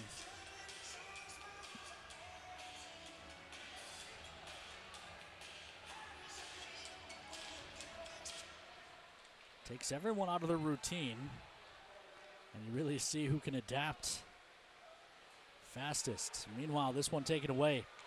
Carried into the zone by Gallagher. His shot blockered aside by Cook to the far side. Touched in behind the net. Morelli hands to Spadaro. Spadaro throws to the near side.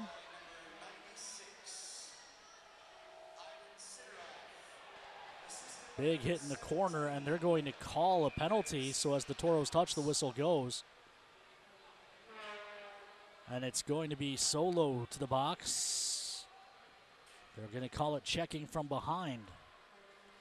Andrew Jordan checking in, as is Lucas Smeestead back in the Magic City. Monica from Rochester, she's Briggs Knott's billet mom when he's in Grizzly Land, she says. And the Neubauers are checking in while making pies. Toros to the kill, trailing by 1. The Bobcats are 1 for 1 on the power play if memory serves.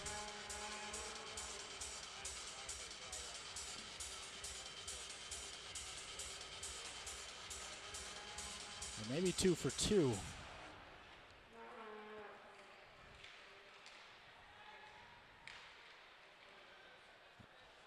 No, 1 for 1. The delayed call does not count, as there's a backdoor play. Puck touch to the near side. Nichols was trying to poke and go instead of get the clear. Now the Toros will have to stay in their own zone. 93 seconds left on the Papa John's PK. Long change here in Bismarck, made even longer by the penalty boxes being not just between the benches, but some of the bigger penalty boxes I've seen. Wow, long shot. That goes wide. I think it went off the paddle. It did. It took the stick out of Cook's hand. Kenny hands his stick back to Cook, who's now playing with a player twig. Up top, Patella. His shot's blocked, and the Toros get the clear.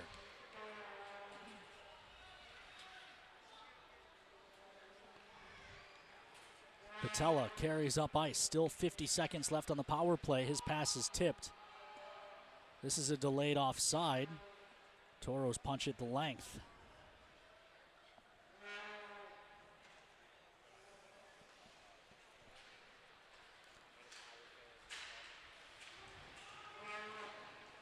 Pass thrown to the open side. Doan gets there first. Comes across to Zitsky. Zitsky drops for Poirier. Far side.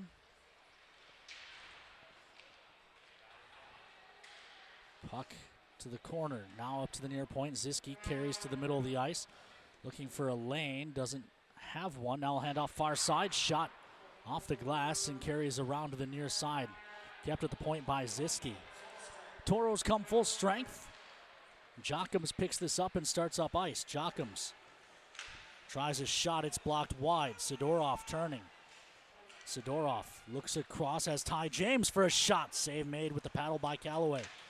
Far side, Sidorov delivers a hit. Puck taken away. Ori walks it on his backhand off the post. May have been crossbar. Now another long shot. Save made. This is Ty James. Down to the corner for Ori. Ori carries up high. Long shot blocked by traffic and then chipped down the ice. It'll end up on net, so it won't go for icing. Cook quickly gives to Ty James. Cats trying to scramble for his troops on the ice. Meanwhile, that pass was long. Callaway had to play it. Ori trying to get it down to the corner and not turning. Gives back to Ori. Ori looks up top. Pikic hands back to Ori. Back to Pikic at the blue line. Long shot gloved and held by Callaway. 13:45 left to go here in period number 2. We're going to send it down to Olivia Tosto at ice level. Liv, what do you got for us? Thanks, Ken. I was able to speak with Mike Meredith between periods and hear his opinion on how that first went. And he said, obviously, very intense. We all saw it, a high-scoring first period. It was good, but the number one thing is the Tauros need to be better on back-checking and, finding the next layer of the Bobcats that are trying to get through and score. Extremely loud in here, I may add. They need to have the breakouts and be more. They had them at the beginning, but then definitely lost them, throughout. So definitely just staying strong and continuing to play the full 20 minutes, but he was pretty happy with the first period. Back to you, Ken. Thank you, Olivia.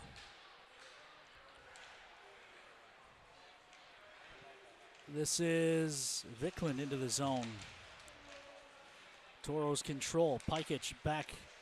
Edwards' shot goes just wide. Rebound to the near side. Viklund touches back to the point. Warren's shot's blocked up off the glass. Marlon Edwards finds it. He's pushed off the puck, and the Cats will go the other way. Carried up ice by Christensen. Christensen forced to the corner by Pikic. They tie up. Stepping in was Fredenberg. Swings it to the near side.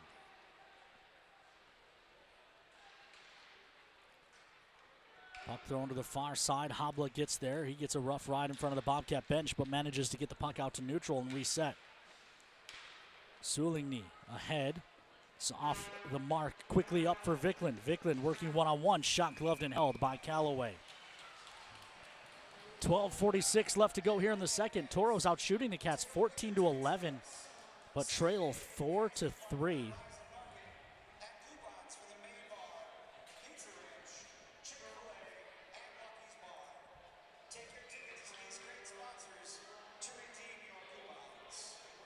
Draw will be to the left of Callaway.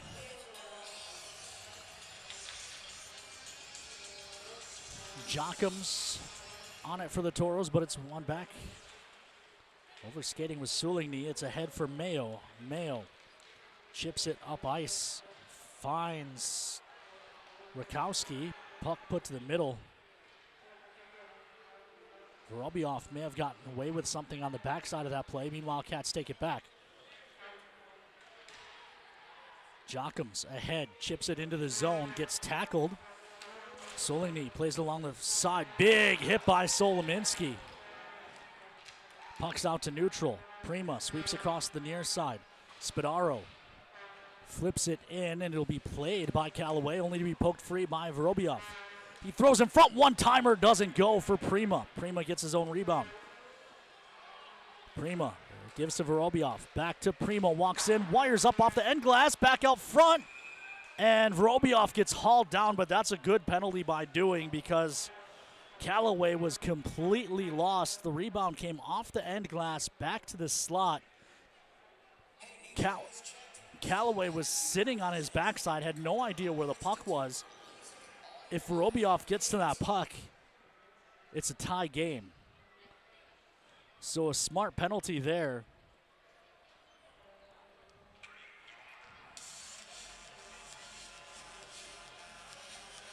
By the Bobcat defender to just tie Vorobiev up and pull him down. Toros go to the power play. They are 1 for 1 on the power play. It took Ty James all of 8 seconds to score the Toros' first power play goal of the evening.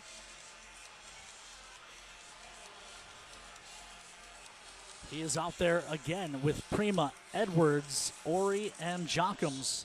11:52 to play here in period 2. Toros trail 4-3. They've called the penalty on Callaway. Toros control.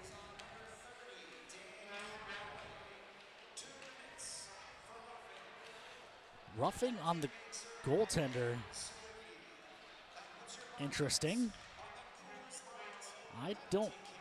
We'll have to look at that replay again. I was following the puck. This is Prima. Poked at the blue line. Toros are in offside.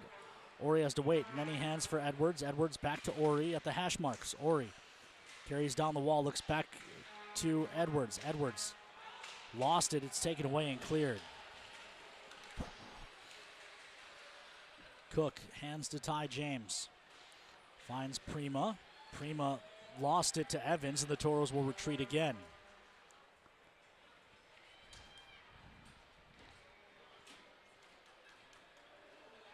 Prima looks across, finds Ori, who dumps it in, but it was deflected out of play. Draw will be in the Bobcat zone. As we get another look at that replay.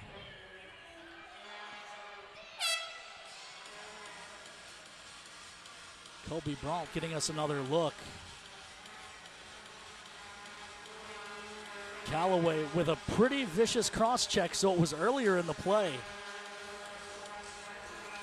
I thought it was the hold out front, so the Bobcats actually lucky to only get one penalty called on that sequence. It could have easily been a 5-on-3 for the Toros as Sidorov wins the draw back, but it takes Pikic out to neutral, so the Toros have to retreat. Yeah, I'd say Dane Callaway earned his 2 minutes that are being served by one of his teammates. Pikic picks this up, walks in, shot, save made, rebound ends up in behind the net. DeVita finds it and flips it down the ice. Half minute left on the First Western Bank and Trust power play for the Toros. It's Pikic ahead. The pass was tipped, so no icing. Callaway out of his net, plays along to the far side.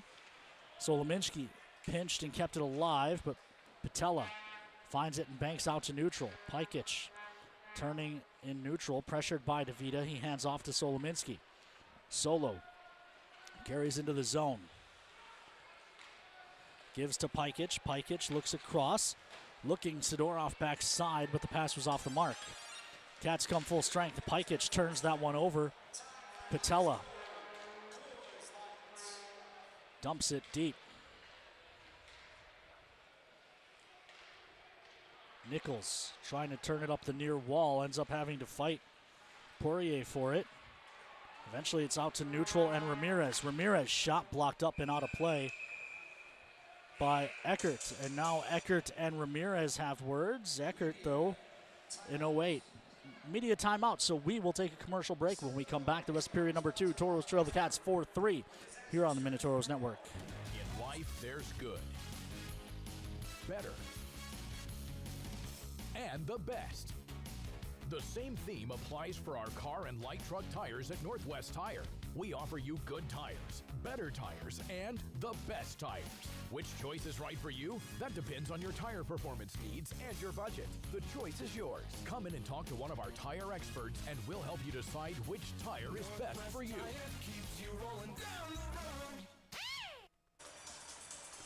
Welcome back. Inside the VFW Sports Center, 9:24 left to go in period number 2. Scores 4-3 in favor of the Cats, despite the Toros out shooting them 16-11. As we look at the Toros point leaders entering play today, Prima, Solominski, James, Ori, and Pikich. Of course, Brady Zugek now in Fargo of the USHL. Mario Fate on injured reserve.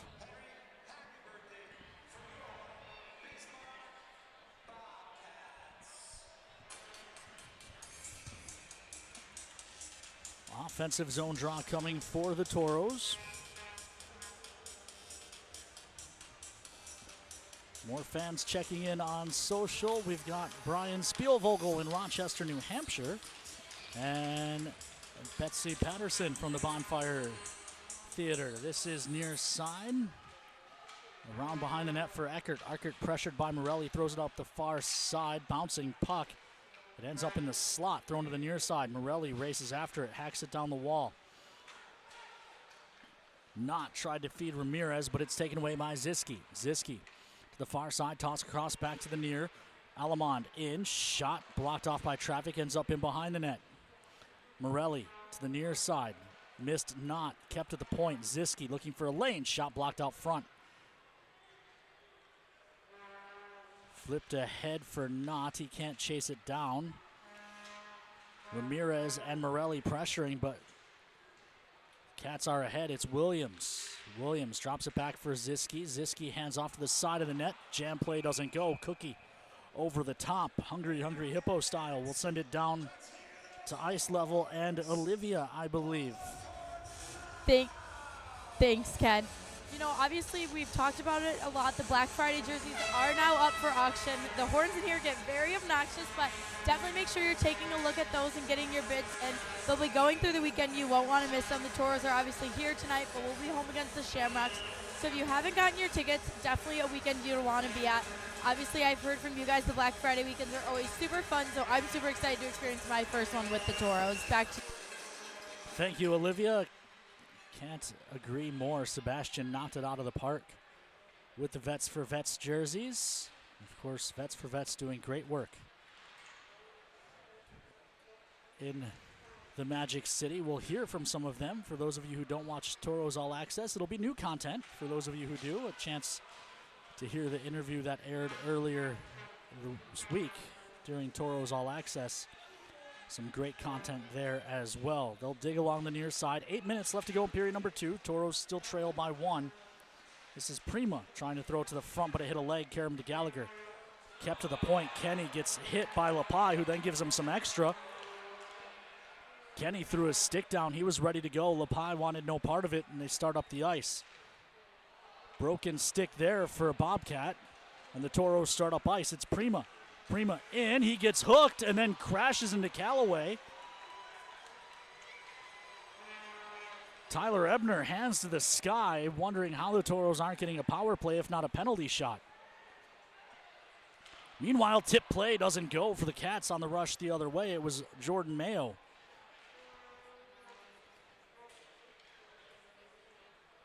Down to the corner, big hit by Solominski.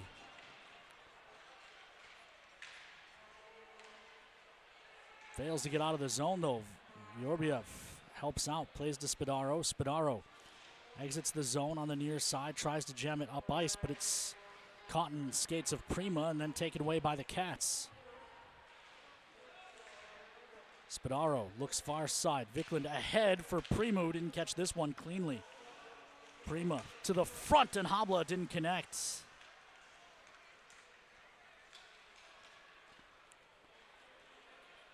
Cats start up the near side. It's Mayo for a game that's seen as many penalties called. Shocking that nothing came of that one. Meanwhile, Vikland dances through. He gets held up. And the Cats go the other way. It's Mayo. Mayo looks across near side, and now they're going to call that trip. Oh, my. Tyler Ebner rightfully disgusted, as the Toros will go to the Papa John's PK. 6:13 to go here in period number 2. Toros trail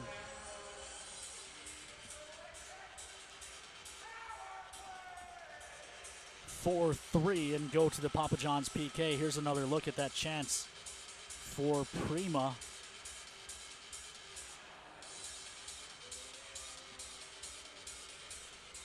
As we see the no call at one end of the ice, followed by a trip at the other end on Jax Warren. It was definitely a trip by Warren, but it was also definitely a hook the other way on a breakaway chance. Toros win the draw but fail to clear. Williams hands up top. Patella. The far side jam play. Kept out with the right leg by Cook. Backside for Williams. They call it a slash. I guess what they call it's mostly irrelevant as long as it stays a 2-minute minor. Long shot kicked away by Cook with the right leg. Ramirez pressuring. Williams to the near side. Up top, Patella. And Kenny had his stick chopped out of his hands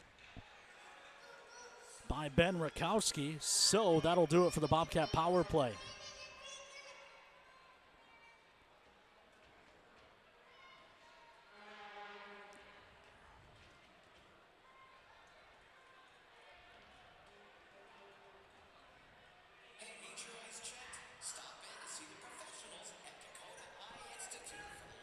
Here's another look.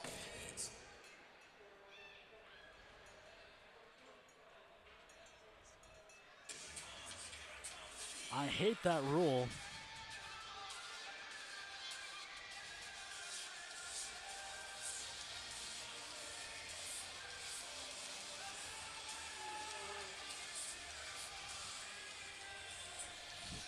So it'll go 4-on-4 for a minute 21, and then the Toros will have 39 seconds of power play time, but I hate that slashing rule. I think if you break someone's stick, it should be a penalty. If they're just not strong enough to hold on to their stick, well, that's more on them, I think. But that's currently the rule, so the Toros benefit. It's back to the point. Solominski. Solo holding. Gives to Ramirez to Spadaro. Spadaro banks it down low. He wants Prima. Prima and Ziski battle behind the net. Ziski comes away with it. 55 seconds in the 4-on-4. Ziski turns it over to Prima. He's got Ramirez in front. Puts it there, shot, it's in. Toros tie it up. What a feed by Prima. And what a finish by Dane.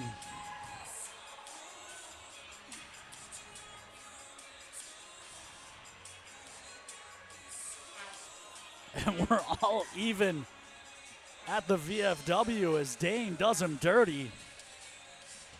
Left all alone in front. A bad turnover, a bad defensive zone coverage for the Cats as well as they leave Dane Ramirez just alone at the hash marks. Prima on a perfect feed to Ramirez, who one-times it.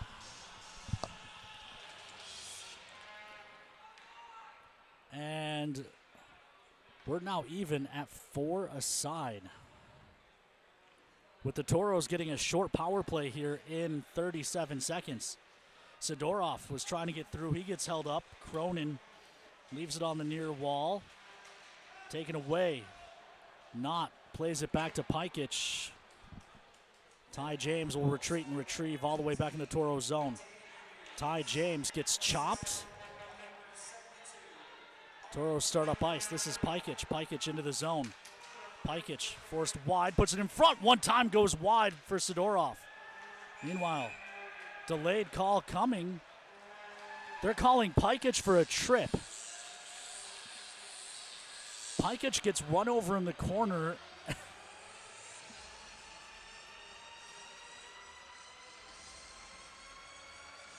And the Toros will now have to kill a 4-on-3.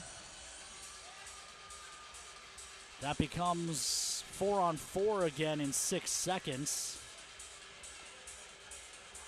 So Pikich carries this around behind the net.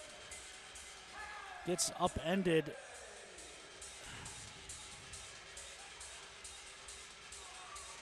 I don't know that there's any intent there. You check the guy down and then step on his stick. That's a pretty tough call against Pikich.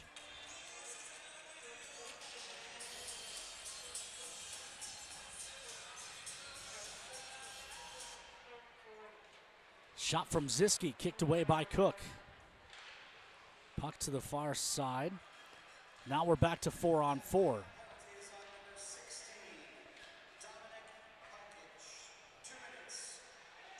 This will go for an icing. Icing is brought to you by our friends at Minot's Finest Collision Center.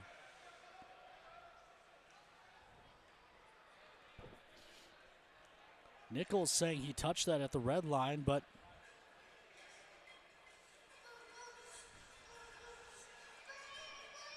28 seconds left in the 4-on-4.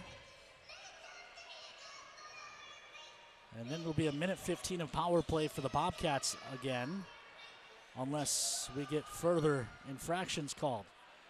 Kenny throws this down the ice. This will go for another icing.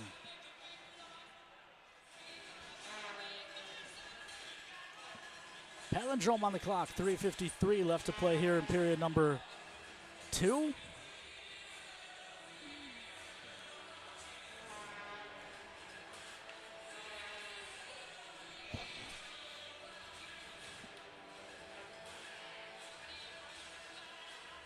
Draw to the left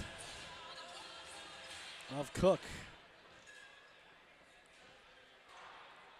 Glass and out for the Tauros with help from Nichols.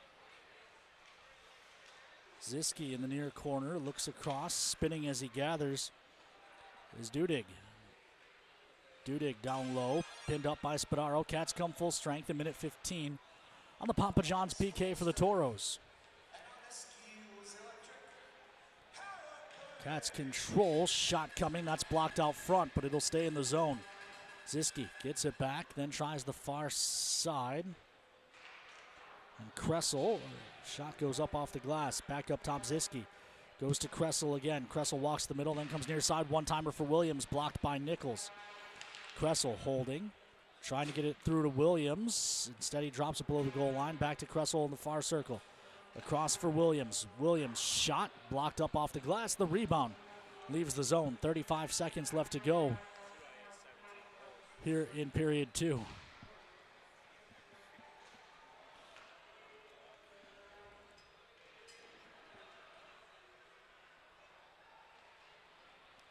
Tauros get the clear again on the zone entry. 15 seconds left on the Papa John's PK. Patella, pressured by Morelli, will leave off to the far side, and Williams. Williams. Toss across, good stick by Morelli, sends that down the ice. He wasn't sure if it was a high stick or not, so he was afraid to touch. Tauros come full strength as Williams hands off. Shot by Kressel goes off the outside of the net. Puck to the near side wall. Carried out to neutral, it's Habla. Habla into the zone. Habla tied up with Cronin. Patella and Cronin working a two-man game down low. They escape with the puck.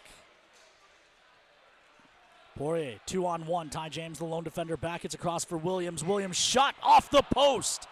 Tauros will look to turn. Minute 43 left. And Habla just got tackled as he was chasing after that puck by a player jumping off the bench for a change. We play on. This has not been pretty hockey at times. The good news, it's 4-4 as we hit the final minute 23 of period 2. Up top. Long shot, save made, rebound to the near side. Pinching down the walls, Osiaskavili. Another shot goes wide, rebound to the near side. Christensen rings it to the far. Poked up top to Dudig. Dudig comes across. Poirier with a shot. Blocked off by traffic. Final minute of play brought to you by our friends at Northern Plains Equipment. Puck on the near wall, overskated by Jax Warren. That allows the Cats to gain control. This is up top. Tauros been pinned in their zone for a while as Dudig shot, it's in.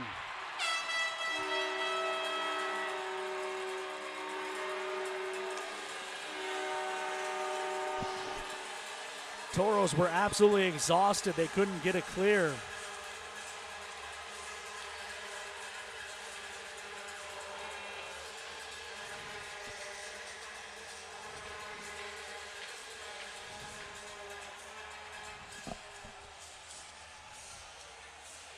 Tauros are running around their own zone, and eventually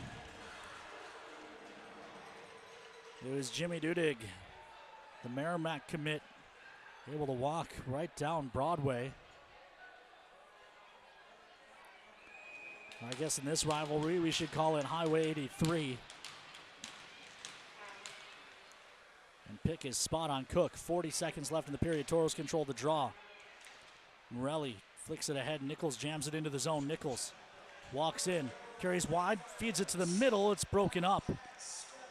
It was intended for Ramirez. Centering feed finds no one. Ramirez pokes it out. Ramirez racing down the near side. 17 seconds, he's poked free at neutral. Nichols stepped into on the far side. Puck dumped back into the Tauros zone. And the horn will sound to end the period. 40 minutes in the books, and the Tauros trail 5-4. We will send you out to a quick commercial break. When we come back, Liv Tosto will be on the bench for the Farmers Union intermission interview. When you carry blue, you get a devoted team backing you up, focused on you and your well-being, making it easier and affordable for you to make health a priority.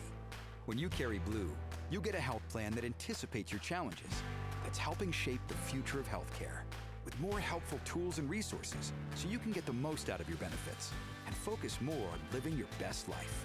Find your plan today. Blue Cross Blue Shield of North Dakota. Carry blue, carry on. The Four Bears Casino Sportsbook has a new look. Enjoy Vegas-style betting in comfort. Play and qualify to win trips to Vikings or Raiders NFL games. Order a drink at the dedicated bar. Then kick back in a lounger and watch the full wall display. Feel the action all the way to the final moment and claim your winnings. Book it for private draft parties or game day too. Visit the remodeled Sportsbook at Four Bears Casino and Lodge, 4 miles west of Newtown. Welcome back inside the VFW Sports Center. Second intermission underway. We'll send it down to the bench. It'll be Olivia Tosto with Dane Ramirez. Thanks, Ken. I'm joined with Dane Ramirez here on the bench. Dane, you just scored an incredible goal. How did that feel? Walk me through your feelings. Yeah, it was a great feeling to tie the game. It was a great pass, and I'm glad I was able to put it in. Got a little bit of work to do, but I think we're good here. Obviously down by 1, going into the locker room into the third. What's the biggest message? I think just staying positive and keep doing what's working for us. For sure. Best of luck. Back to you, Ken. Liv, actually, while you've got Dane, ask him what it's like to play on a Wednesday. What does that do to their schedule? Dane, Ken wants to know what it's like to play on a Wednesday. Obviously, it's a little bit of a change in schedule. You had practice 2 days this week. What's that like going into Thanksgiving tomorrow? Yeah, it's a little different. Not used to playing on Wednesdays, but I think just living in the moment and not getting too worked up about playing 5 games over a short amount of period. Just stay in the moment and keep working. Obviously, Thanksgiving tomorrow. What food are you most excited for? I'd say mac and cheese. I like the sides, but I'm kind of picky, but I'd say mac and cheese. All right, back to you, Ken. Thank you, Olivia. We will send it out to a commercial break. When we come back, Liv will take you through the Four Bears intermission report. Since 2003, the architects and engineers at Ackerman Esvold have been enhancing everyday life. From response times to commute times, we've helped create critical infrastructure, enhancing highway safety, flood protection, and public education. And we're no stranger to enhancing fun, family outings, and even game time. Ackerman Esvold, working to enhance your everyday life. Lucky for us, life is full of choices, big and small. They define us, make us who we are. And when it comes time for you to choose a car, home, your your next big adventure or start a new business. Farmers Union Insurance has the variety of coverage options to protect each perfect moment. Farmers Union Insurance. Contact your local Farmers Union Insurance agent today.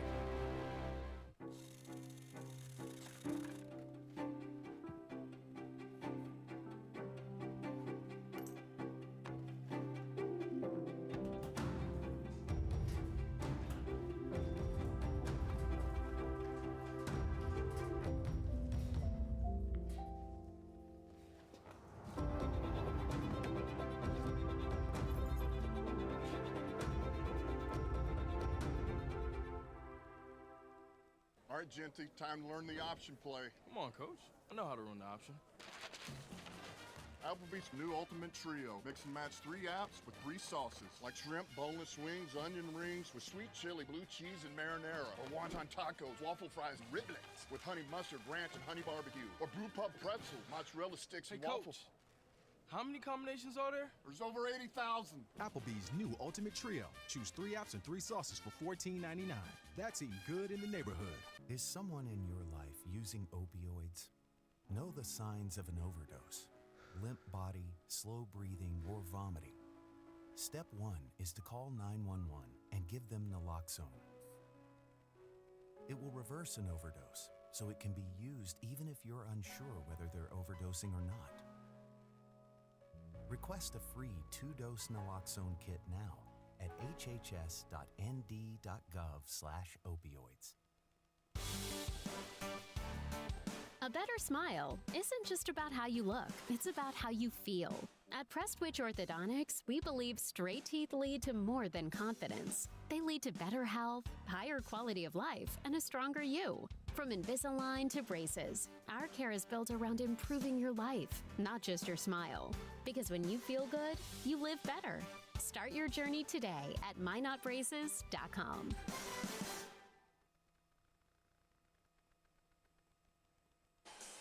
All right, Tauros fans, back for the second intermission for Bears Casino and Lodge report.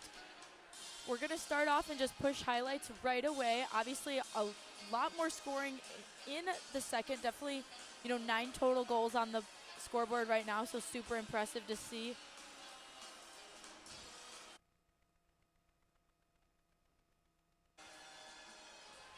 All right, right into those second period highlights. We had Bismarck get a goal pretty quick in, but nonetheless, Tauros obviously were able to respond.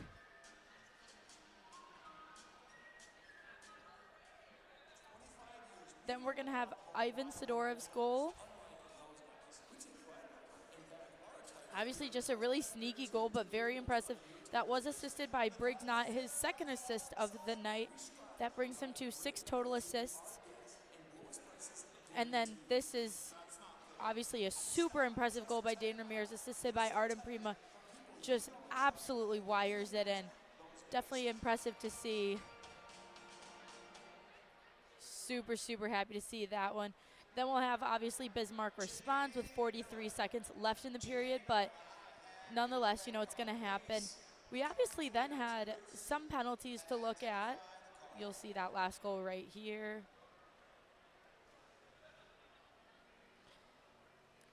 We had Michael Solominski checking from behind. We did have then the goalie getting a call for roughing, which, Kobe, you said you could see it, and you and Ken talked about it. So, obviously, cross-check.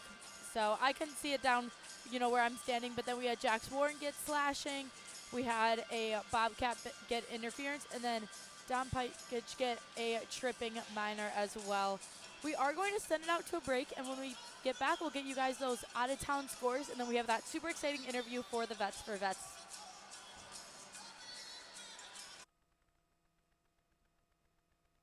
The Four Bears Casino Sportsbook has a new look. Enjoy Vegas-style betting in comfort. Play and qualify to win trips to Vikings or Raiders NFL games. Order a drink at the dedicated bar. Then kick back in a lounger and watch the full wall display. Feel the action all the way to the final moment and claim your winnings. Book it for private draft parties or game day too. Visit the remodeled Sportsbook at Four Bears Casino and Lodge, 4 miles west of Newtown. Circle Sanitation is a locally owned family business providing quality waste hauling services since 1980. We provide service to residential and commercial customers, as well as roll-off service for large projects and construction sites. We are dedicated to providing excellent service at competitive prices without deceptive contracts or hidden fees. For more on what Circle Sanitation can do for you, call us or visit circlesanitation.com. At Northwest Tire, we have tires for everyone. Needs tires that are reliable and safe to get her family where they need to be. Needs a tire that's heavy duty for all of his off-roading adventures. Needs tires that can get him from point A to point B. No matter what you drive or your budget. Northwest Tire keeps you rolling down the road. When it's time to choose your team, you want to pick the best. I pick Carson Wentz. I pick Hunter Lipke. Where'd you come from? I was in football, just like you. Always choose people you know and trust for your team. First Western, you can bank on us. If RPMs raise your BPMs, if the open road is an open invitation, then get up and go. Go turn some heads. Go turn a wrench. Go windows down. Go volume up. Go in. Go out. Go off. Napa has America's largest network of parts and care, here to keep you firing on all cylinders.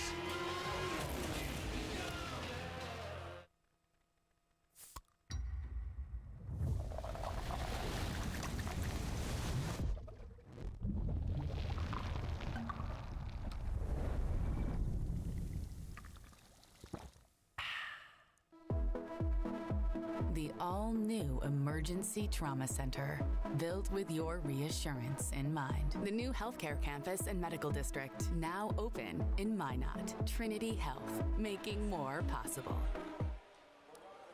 We are back with the Four Bears Casino and Lodge intermission report to touch on the Central Division out-of-town scores. At the end of the second period, we have Austin Bruins currently winning against the North Iowa Bulls 5-4. We have Watertown Shamrocks and Aberdeen Wings tied 2-2 at the end of the second, and then obviously we are 5-4 with Bismarck currently winning at the end of the second. So big first periods all around, all super tight games. Now, quick break we're gonna head out to, and then we want to make sure you guys are getting your jersey auctions in. So definitely scan the QR code on your screen. Again, a jersey auction you will not want to miss. The Vets for Vets ones are definitely the favorite ones all around. Sebastian did an incredible job. Bidding ends on Saturday night at 9:30, so that will be towards the end of the home game against the Shamrocks. So, if you're there, definitely make sure you're keeping an eye out during the game and get your bids in now. Start early, I always say, and monitor it throughout the weekend.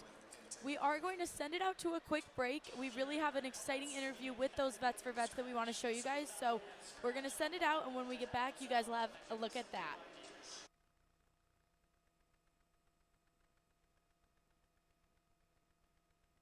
Since 2003, the architects and engineers at Ackerman Esvold have been enhancing everyday life.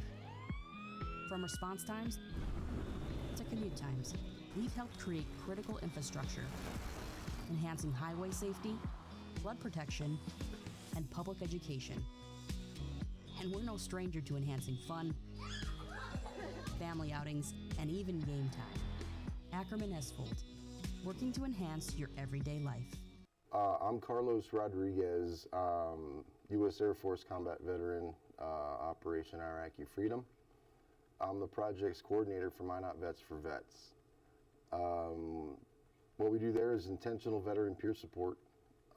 We're there for the veterans 100%, no matter what. And then my name is Chance Miller, U.S. Army combat vet, as part of Operation Independent Relief. So I am a I like to say a big part of Vets for Vets. So like Carlos was saying, that we specialize in peer support. We help people transitioning that are getting out of the military that need help with mental health or just family support or just somebody to be in your corner. And we're just trying to promote that out. How did you get involved with Vets for Vets? Oh man, that was an accident. I actually got a phone call from a good friend of mine asking if I remembered someone, and I said yes. And he said, they're looking for a projects coordinator. Do you want to do it? I was like, what's a projects coordinator? Sure. So I had the interview with him, and we spoke about Vets for Vets and what they do, and I couldn't wait to start because, well, being a vet and being in their shoes, I know what it's like to feel alone. You can be surrounded by people but still feel alone. And trying to find a team again to belong to was rough. So why not do that job and facilitate teams and show the veterans that, hey, there is a team after service, there is a mission after service. You just got to stay motivated. And then we got veterans like Chance that come to our office and help out and volunteer. Our groups, our one-on-one groups, or our one-on-one sessions and group sessions for peer support. It's not clinical. The best way I can describe peer support is someone who's been through exactly someone who's been through something terrible, made it through it, is on the mend, and has discovered coping skills and grounding skills. And so basically saying, you know, been there, done that, I've got the t-shirt, I understand where you're coming from. And correct me if I'm wrong, but a lot of us combat guys, we have issues with that. Yes, like big issues. Yeah, like, oh, they would never understand because what we had to do. And then you meet someone who has the same ribbons you do, and oh my goodness, you were there, you did this. And we start opening up again. And whenever you open up, that's where the healing starts. That's where all that baggage starts to come off, because you don't feel alone anymore. If I had this 10 years ago, whenever I was in crisis, I wouldn't have done what I did back then. So, like suicidal ideation, we deal with that. Mm-hmm. That's something that I'm dealing with right now. And Vets for Vets has actually been able to help me out a lot with that lately. So, like right now, I'm going through a lot of crisis in my life. I've been out for a little over a year now, and then I'm still trying to figure out how to handle with the mental chaos after getting out of the military. Like Carlos was saying, that you just have to deal with hectic stuff all the time. You're just told how to do things. If you're lucky, just get this done and figure out how to do it. When you get out of the military, you're not hectic in your life, you're hectic mentally and physically. So you got to try figuring out how to manage that without where to going aim that manic. energy. Yeah, exactly. Yeah. And having that peer support has been life-changing and has kept me from doing something that I wouldn't be able to stop myself from doing. So it takes brothers, it takes sisters, it takes a community of people to, well, it takes community. You know, without community, you can't do it, so. How can, so the proceeds that are going to be raised during Black Friday weekend, where are those going to go towards for Vets for Vets? Where are you going to use that for? Is there any projects or anything that you're looking Oh my goodness. All proceeds from this event goes directly to Minot Vets for Vets. What it does, it helps us keeps our doors open. It helps us buy paper to print our activity books on. It allows us to put our books on Amazon. It allows us, our activity books on Amazon. It allows us to have our workshops, like the creative writing workshop, the photography workshop, guitar classes, art. Thank you. Thank God you're here. No, seriously, that just, it helps us facilitate these veterans in different creative avenues to keep them busy, to keep them not so isolated anymore, and for them to find a team again. So, yeah, definitely. But, and then, no, that's the biggest thing is keeping our doors open and being a blessing for the other veterans in the community. Yeah. And then fans who aren't possibly able to make it that weekend, you know, parents or whoever it may be, or they're not able to bid on the jerseys, what other ways can they contribute to Vets for Vets? Why not? Oh, absolutely. We have a Zephy account and a Venmo if you guys wanted to donate that way. We also have our Minot Vets for Vets activity books on Amazon for, I believe, $15, and all proceeds from that go to Minot Vets for Vets. In-kind donations, just stop by and drop off a case of soda maybe, or whatever. Social media would be good too. Yeah. If, you know, it's really hard right now, especially in today's world, to give money where people can't give it right now, but if people could spend their time to go onto our social media pages and spread the word out and try to get other people to know what this is about, that's still helping us out, because we're trying to reach the people who don't realize they need help. So absolutely, yeah. That's our main goal. So if people could share that way, then that would be just as grateful. Yeah, definitely engage us on social media, like and share. People need to hear about us. A lot of times people hear Vets for Vets and they think we're talking about veterinarians. Mm-hmm. Not so much. No, Vets for Vets. It takes me, like, for me to have my job, I have to be a veteran. I have to have gone through crisis. I've had to have been through this. And, it's Vets for Vets. So, yeah. And do y'all have any final thoughts you'd like to share, anything like that? Who are we playing that game? Do you remember? Ooh, I hope we smash Watertown. I'm just saying. I don't care. I said what I said. Fight me. No, have fun. Enjoy the game. Donate. Don't do anything stupid. Don't. And if you're gonna drink, get a ride. So yeah. Well, the jerseys just came in. Bid on them, seriously. Look at this. Come on. It's awesome. And I'm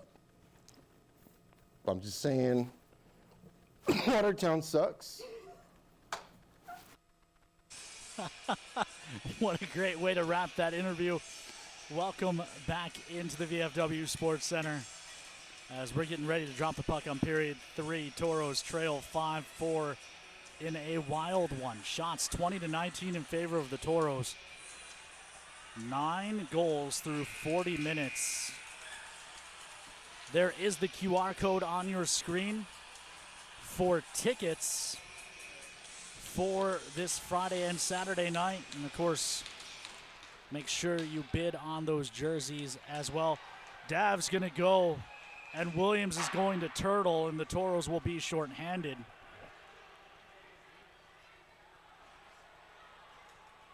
They're calling Williams too.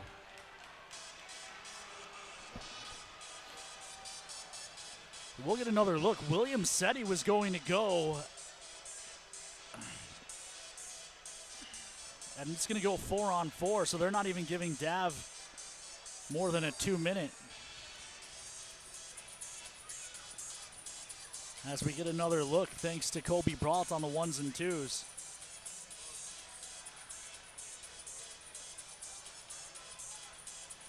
You see Williams nod his head and then skate away.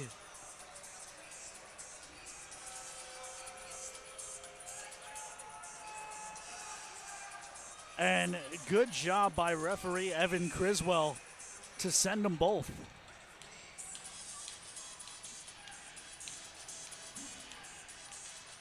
2 minutes of 4-on-4 now to start the period.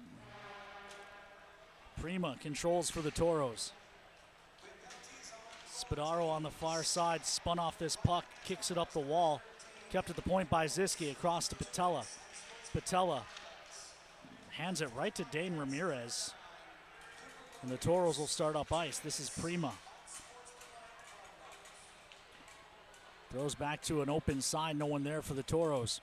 While we've got a moment, we're overdue on some check-ins. Bill Neiman is in Minot. The Millers are in Lansford. The Braults are in Janesville. Sending Thanksgiving wishes. Mackenzie Lalonde. And Kowitz's. Tauros control. Still a minute 12 in the 4-on-4. This is ahead for Dane. Ramirez dances into the zone. Shot save made. Rebound was there, but Solominski couldn't quite reach. Prima takes it back. Prima delays. Now his pass across is tipped. It goes up off the glass. Ty James turning quickly. Gains the line. Sneaks along the wall. Gets tied up. And now he'll fight for the puck down low. Tauros are mid-change. Edwards tries to get it across, but it takes Habla out to neutral. Habla turning, regains the line. He's forced to the wall, gives it back to Ty James. Ty walks in, wires, save made. No rebound given by Callaway. 18-20 left to go here in the third.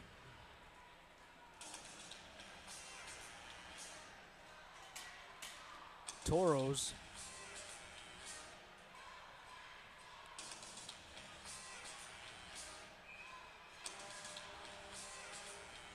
trail by one.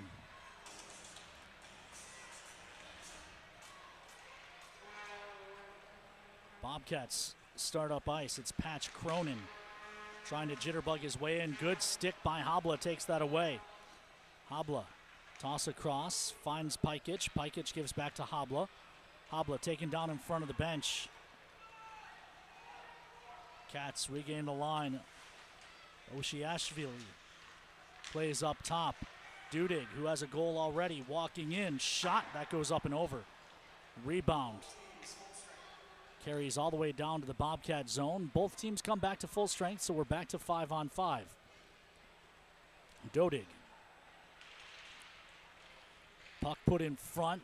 Dawson eventually finds it, but he can't keep possession. Sidorov with a good hit in front of the penalty boxes. Dawson comes across for Warren. Bouncing puck in neutral.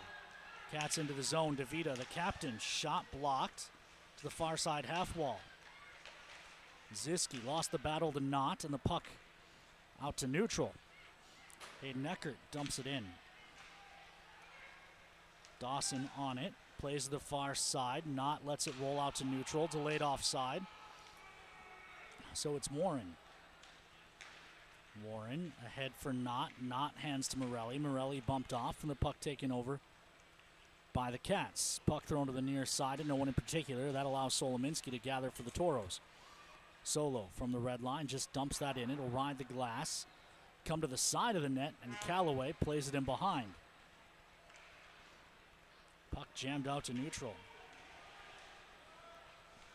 Back on it is Spadaro. He'll speed ahead into the zone. Spadaro right around a man, then plays the middle. Shot doesn't go for Morelli.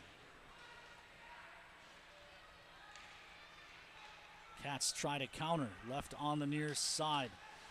Lepai fans on a shot, and then Solominski bumps him down, and I think he's going to get called for a trip. Arm is up. Cats get the extra attacker on.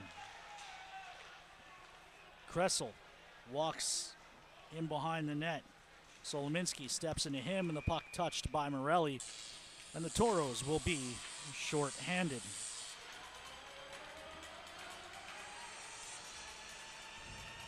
.53 to go in regulation. Tauros trail 5-4 and head to the Papa John's PK without Solominski. They call him for a knee.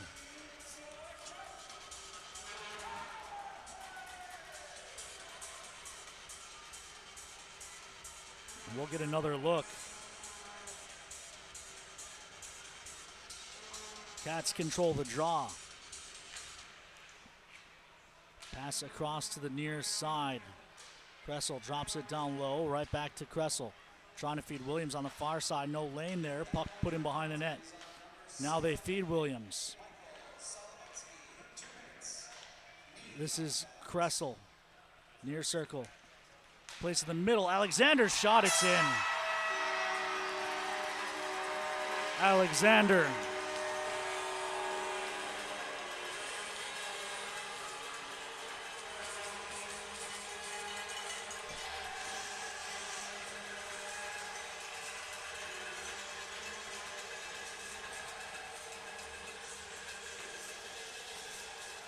Sorry, Alamond.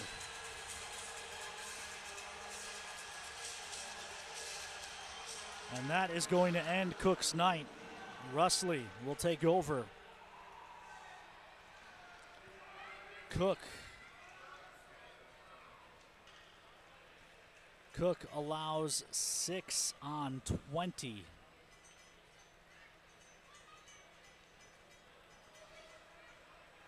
And Devin Russley comes on in relief.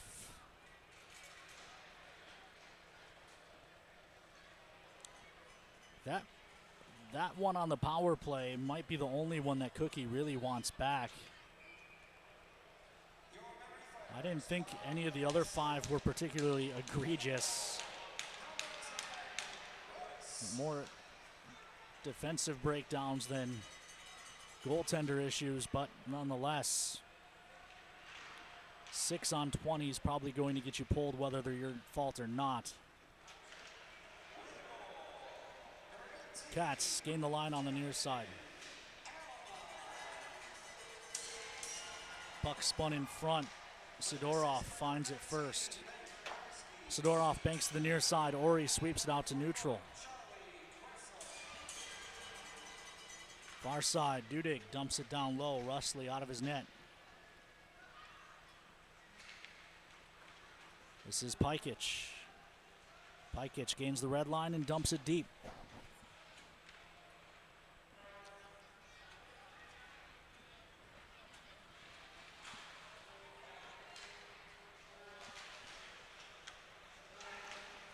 Puck jammed to the middle. Jockham's able to work it out to neutral, then he and Ori collide with each other. Eckert and Ty James joust down the wall. Jockham's just hauled down, and that will draw a call. Russley to the bench for the extra attacker. Meanwhile, Kenny into the zone. Gets help. Vorobiev. Shot, save made, rebound. Up high, Habla gets bumped down. Kenny with a long shot that goes wide. Rebound to the near side, Prima. Prima down to the corner. It's eventually controlled by the Bobcats, and the Tauros will go to the power play. 13:49. We'll send it down to ice level, and Olivia. Liv, what do you got for us? Thanks, Ken. I was able to speak with Mike Meredith between periods, and, like we asked Dane, what's it like playing on a Wednesday? Obviously much different in the schedule. And Mike said there was just adjustments that need to be made going into Monday's practice. That was like a Wednesday, and going into Tuesday, that was like a Thursday practice, as if tonight's a Friday night. He said obviously we just skipped those first couple days and acted like we were going right into the weekend.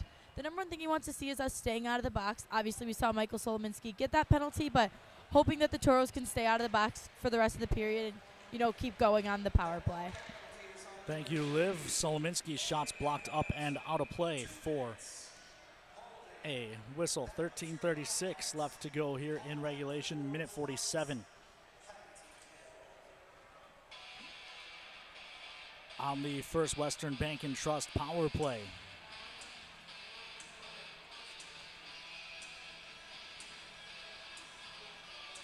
Draw will be to the left of Callaway.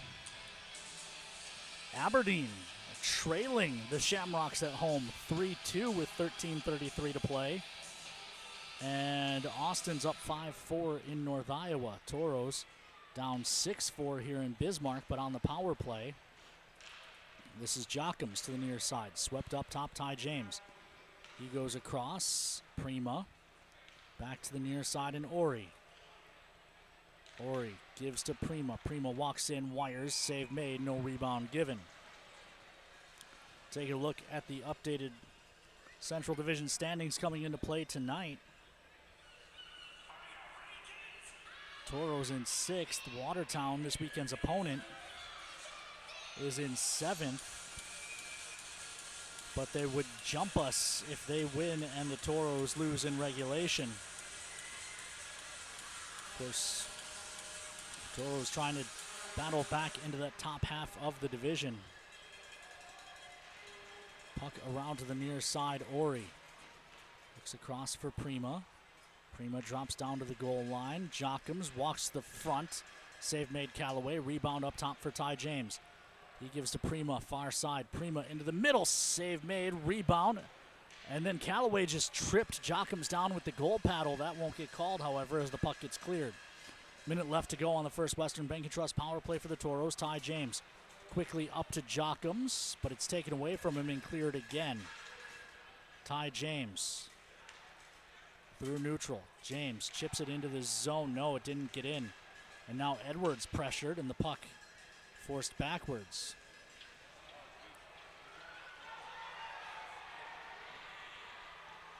Tauros should just give the Cats the puck. They're calling the Toro too. They're calling Edwards, who was trying to get into the bench. Interference is the call.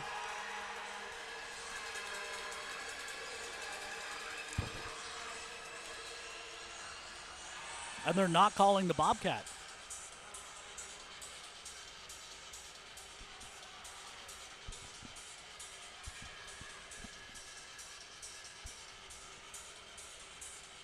See if we have another look.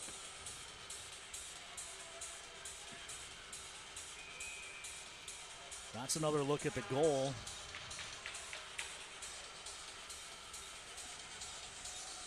So it'll be 4-on-4 for 32 seconds, and then the Tauros go back to the kill.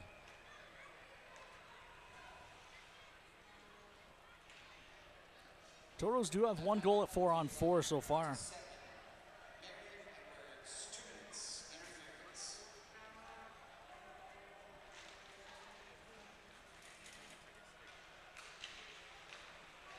Cats walk in, and Poirier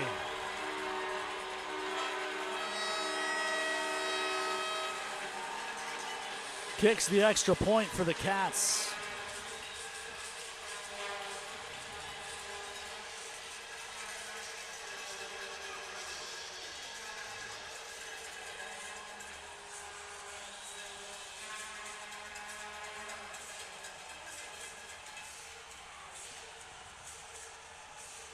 Poirier just left alone and allowed to walk in. Again, I said it about Cookie, I'll say it about Devin Rusley there. Not getting a ton of help from their defense.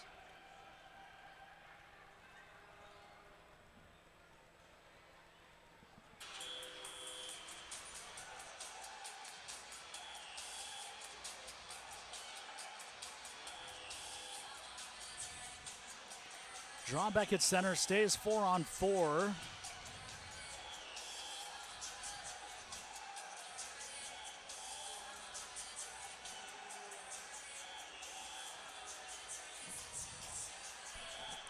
They're going to put some time back on the clock.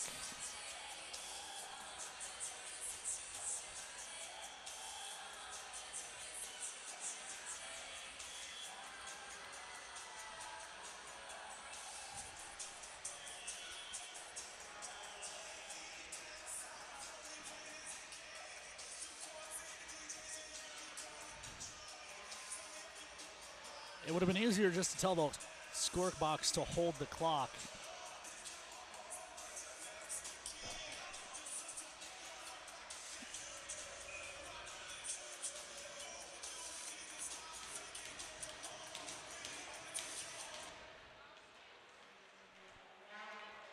Bobcats control the draw. The Bobcats have scored 7 goals on 21 shots.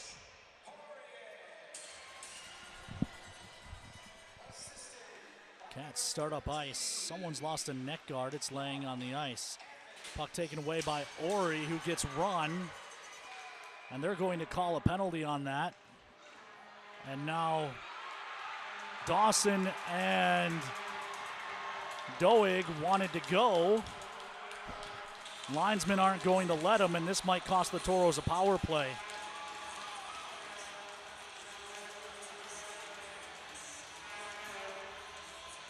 But in a 7-4 game, I don't mind Dawson going after a guy who takes a run at a teammate.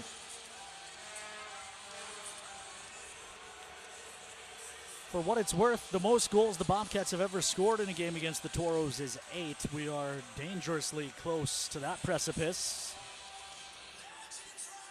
It's happened 3 times. December 2nd of 2011, March 29th of 2013, and November 23rd of 2022.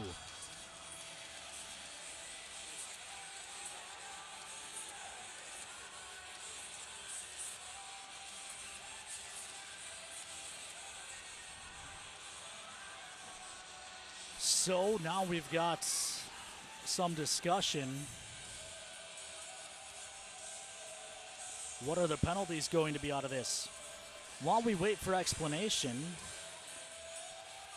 maybe we can pay off the McDonald's Toros trivia question. The question was, what is the Toros record on the Wednesday before Thanksgiving? Your options: 4-4-3, 5-4-2, 6-4-1, or 7-4-0. The correct answer: 6-4-1. The Toros had been really good on the Wednesday before Thanksgiving, but currently on a 3-game losing streak, including an 8-1 loss that we mentioned already back in 2022. See who our winner was, if there was a winner.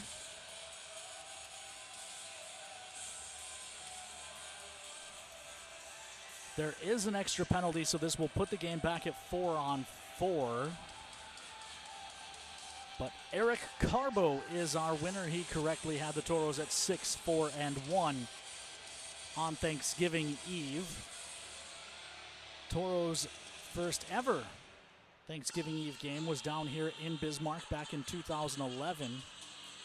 Toros lost that game 2-0, but then rattled off 5 wins in a row.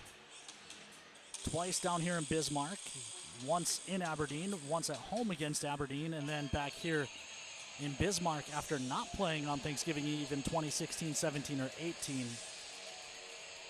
But since that 2019 6-3 win over Bismarck down here, an overtime loss, a 5-1 win, and then a 3 and potentially 4-game losing streak if the Toros can't come back in this one. This should be 4-on-4.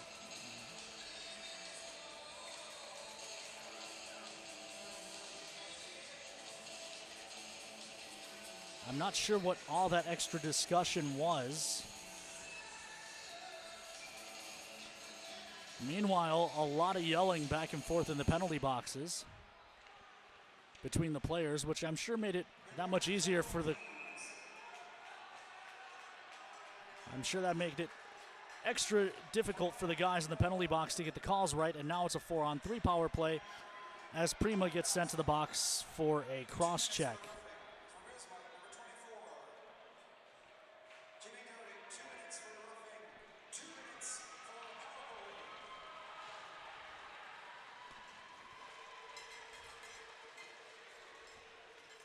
So,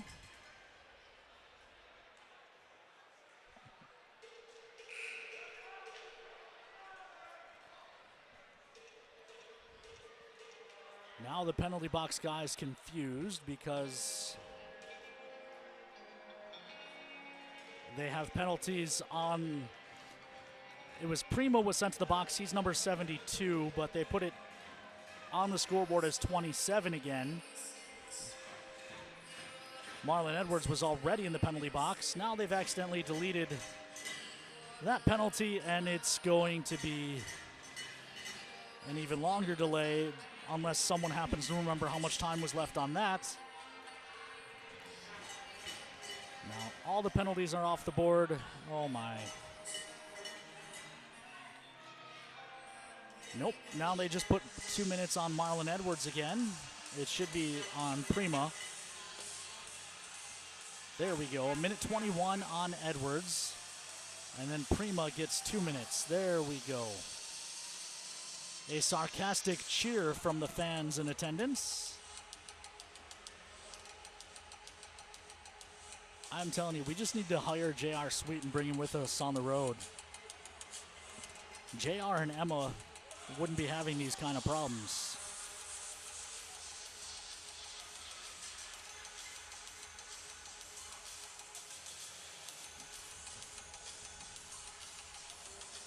So, 4-on-3 power play for the Bobcats. Warren, Kenny, and Ramirez out to start the kill for the Tauros.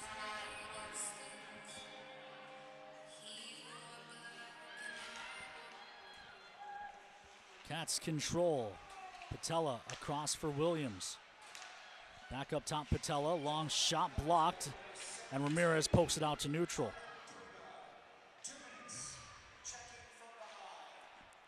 Prima called for checking from behind. Meanwhile, Kressel into the zone.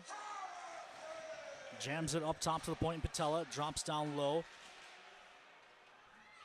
Now Lamond couldn't hold on, but 4-on-3, so Kressel was there. Patella tries to center, taken away, but Ramirez is clear, doesn't get out. They give to Williams on the far side. Williams up top. Kressel hands to Williams. Williams comes to Patella. Drops down low, up top for Williams. Williams walks in, it's in. 8 for Bobcats.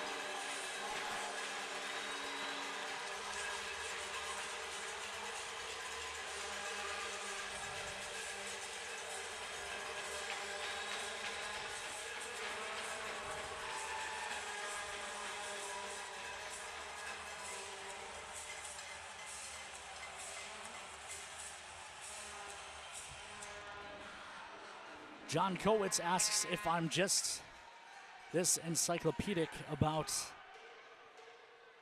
Tauros Bobcat history. No, if you're watching on socials, I have a little cheat sheet. I have one for every team. Has the Tauros records all time, independent of opponent. Tauros records against each opponent.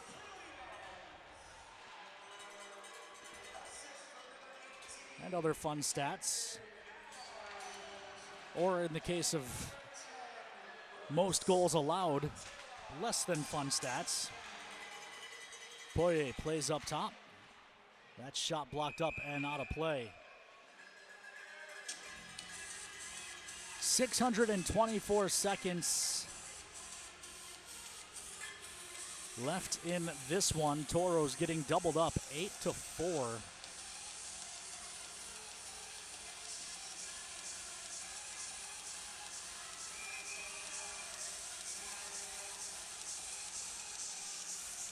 Draw will be to the right of Rusley.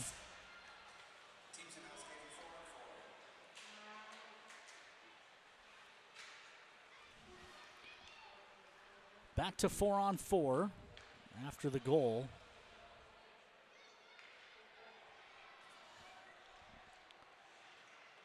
Cats wind it up from their own zone. Carried in by Evans. He lost it behind the net. Ty James pokes it to the corner. DeVita lost it to Jockums. Jockums starts up ice. He's forced to the corner. Ty James working down low. Tauros on the power play. Bobcats were technically on the power play as their penalty had expired. But the Toro infraction does as well, so we're back to 5-on-5. Pikic walks in. His shot goes wide. Rebound.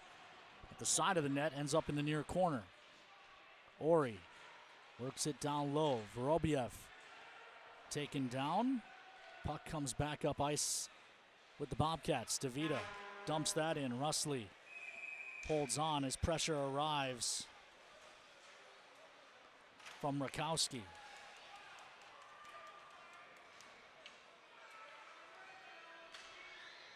And now we've got some more tying up.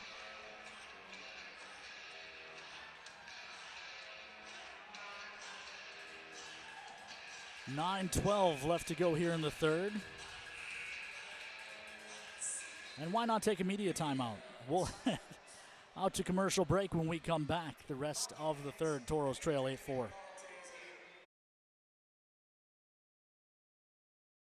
Better. And the best. The same theme applies for our car and light truck tires at Northwest Tire. We offer you good tires, better tires, and the best tires. Which choice is right for you? That depends on your tire performance needs and your budget. The choice is yours. Come in and talk to one of our tire experts and we'll help you decide which tire is best for you. We often think of frontiers as pages in a history book, a time gone by. But even in this modern world, there are new frontiers to conquer. Whether you're tending the land to grow a better tomorrow or growing a business for new opportunities, the work you do powers the world. Exploring the frontier means stepping forward, shaping the future for yourself and for those around you. First International Bank and Trust, helping you live first, one step at a time. Fans, welcome back into the VFW. This Friday and Saturday, the Toros host the Watertown Shamrocks. We'll be wearing those Vets for Vets jerseys you saw during the second intermission. You can bid on those now. The auction ends 9:30 Saturday. Scan that QR code for your chance to bid. Draw to the right of Russley.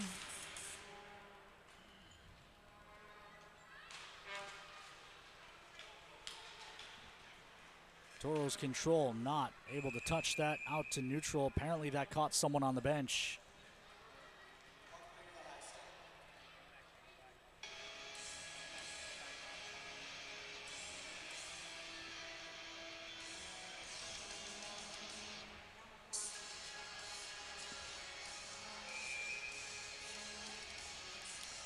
The Bobcats have only credited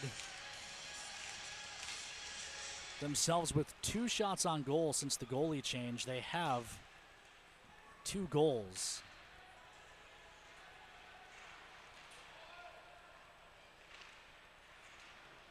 At least if you follow the shots on the scoreboard.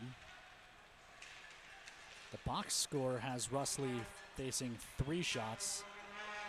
Either way, it's been less than ideal for the Toros here in the third period.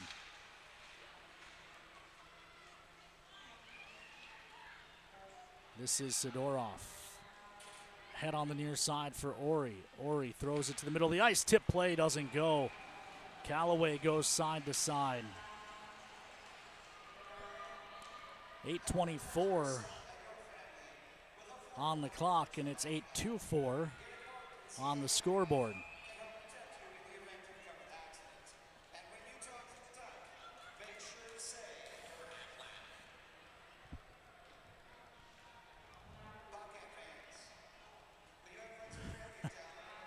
Draw to the right of Callaway. Shots are 28-22 in favor of the Toros, but the Toros trail this one 8-4.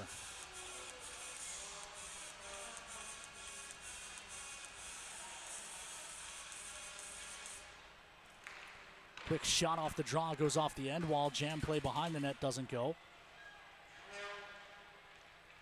Edwards put it to the front, but no one home for the Toros. Cats will go the other way. This is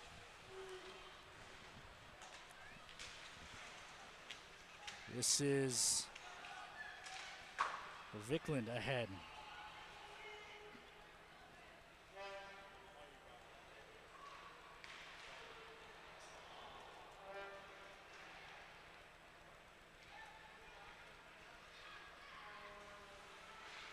Near side.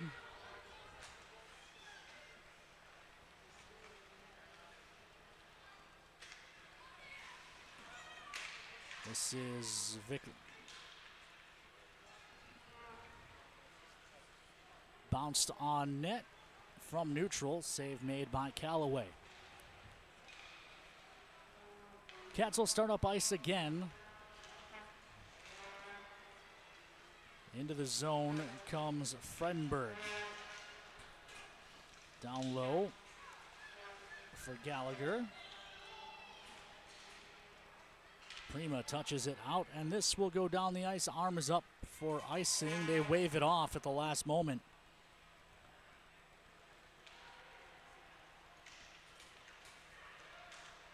This is Prima taking this away. Comes near side, Solominski.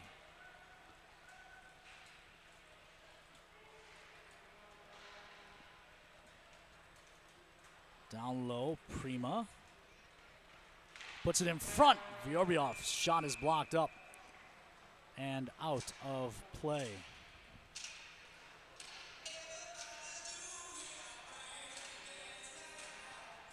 .6:31 left to go here in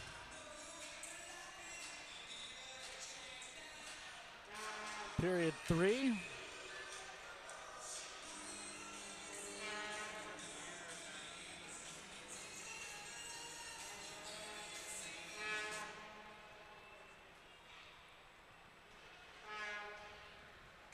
Carried ahead by the Bobcats. Evans shot, that goes wide. Rebound to the far side.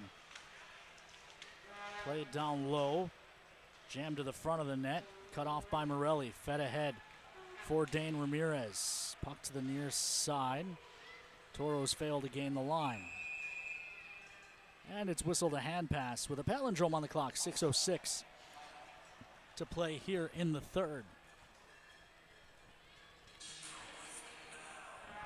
Draw will be in neutral. Morelli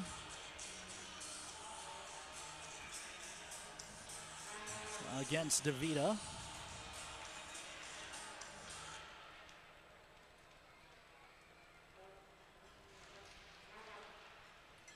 Tauros win it back.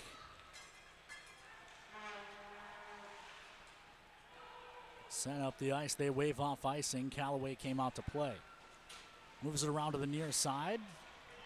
Ty James stepped up, so it won't go for icing either. Russley gives to Nichols. Nichols toss across Ramirez to Morelli on the near side. Morelli gains the line. Looks for Ramirez. The pass was long. Swept along to the near side wall. Morelli's pass back to the point. Found that no one was there, and the Tauros will retreat and retrieve. Ty James starts up ice, hits the red line, dumps this wide of the cage. Prima one times the rebound, but he missed the net. Up ice for Prima. He touches it into the zone, but it's Suligny turning out to neutral. Spadaro dumps it in. Galloway out of his net to stop that. Puck to the near side. Cats control.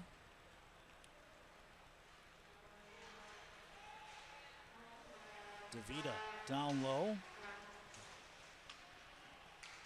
Gallagher turning. Sweeps it into the near corner. Lepai. Lepai works it down low for Gallagher. Warren pokes it away from him. Gallagher feeds it in front, no one home. Eckert touches up top. Working down the wall, Fredenberg. Fredenberg looking backside, it's in. And the Cats set a new franchise mark for most goals in a game against the Tauros.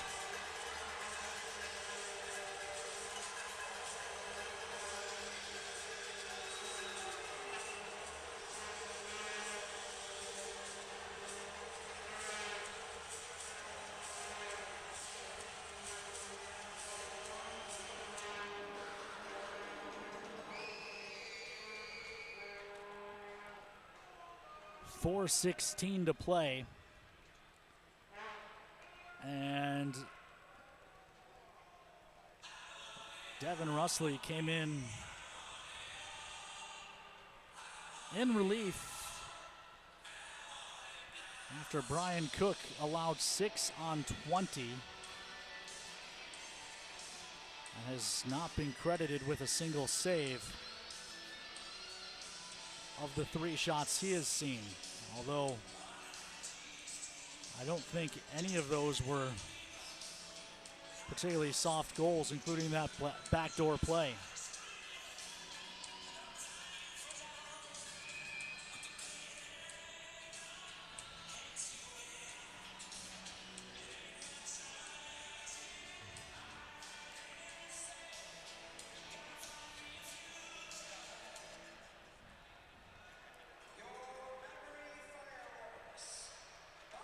Far side dumped into the Toro zone again.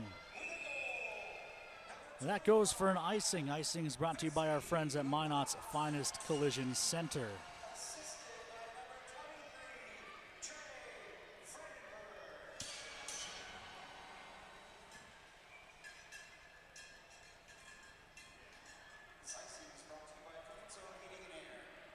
And draw to the right of Callaway. Pikic, shot save made.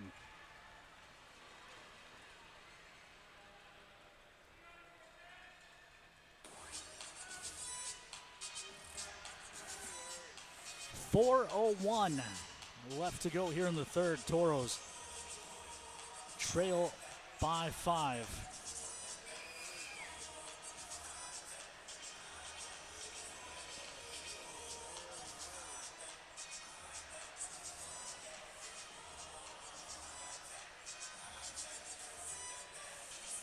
Draw to the left of Callaway.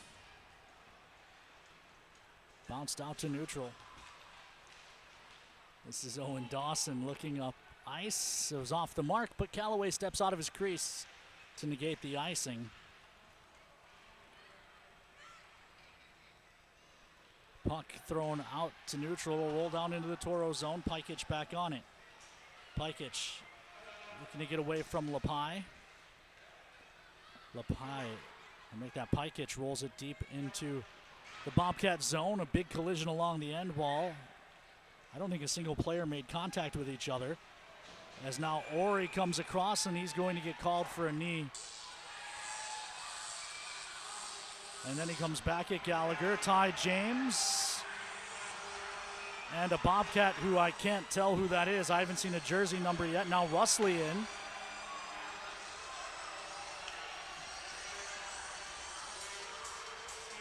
It was Lepai.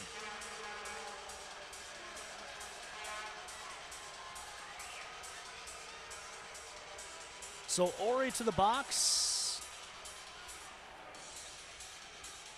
We'll see if they call anyone else.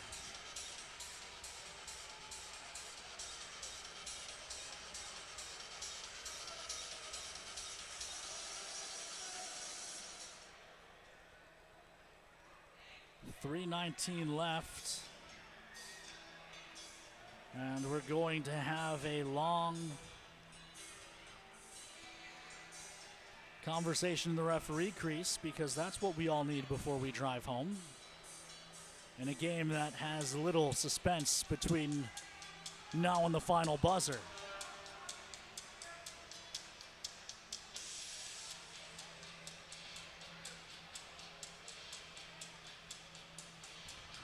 Cats to the power play, looking to make it double digits. It's a knee.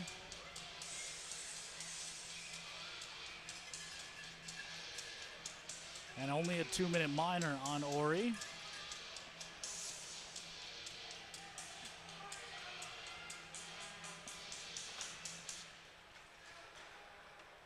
Eckert on the far side. I will say, a bit of sportsmanship shown by Garrett Roth and the Bobcats. This is not one of their power play units. Running normal lines here, up 5 with less than 5 minutes to play.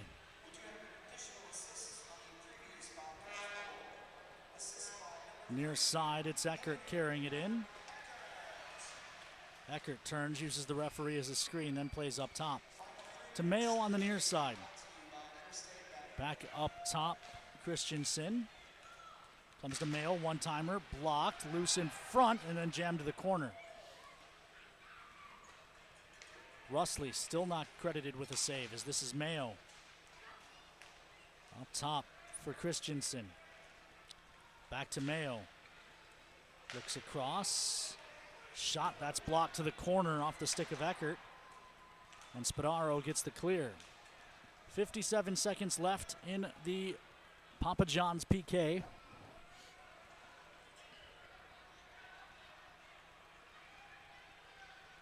Bobcats gain the line on the near side. It's Suligny. Leaves for Lepai. Lepai banks up top. And it takes Cronin out to neutral.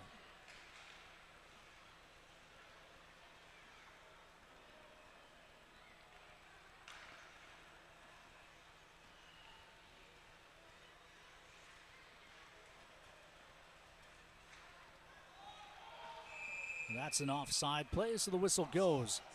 96 seconds until this one mercifully comes to an end. 17 seconds left on the Papa John's PK.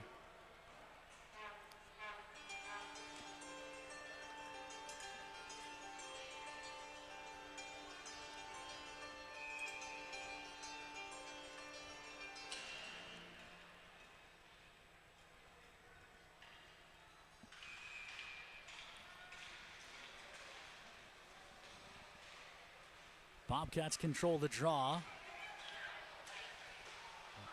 And there's a save for Russley as that one rolls on net.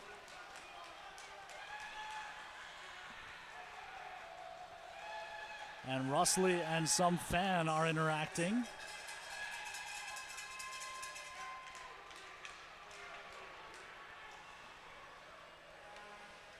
Cats control. This is Mayo. Mayo walks in, shot blocked. Final minute of play brought to you by our friends at Northern Plains Equipment.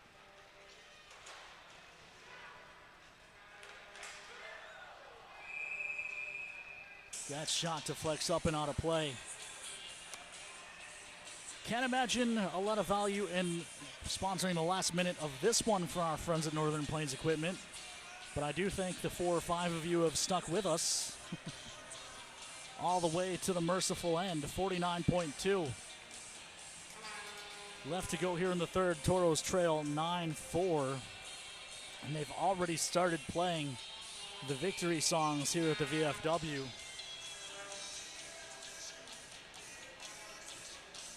Draw to the left of Russley. Out to neutral.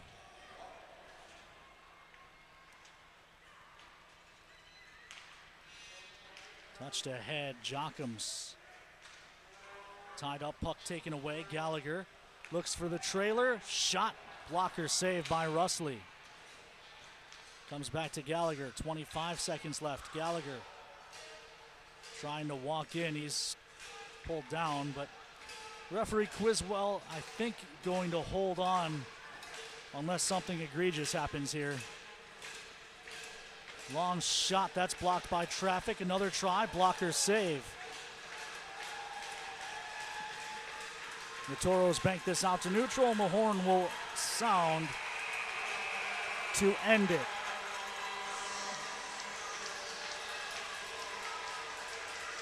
Tauros tied this game at 4-4. Late in period 2. With 5 minutes and 1 second left in period number 2, the Tauros, Dan Ramirez, scored to tie this game at 4. And then the Bobcats rattled off 5 unanswered.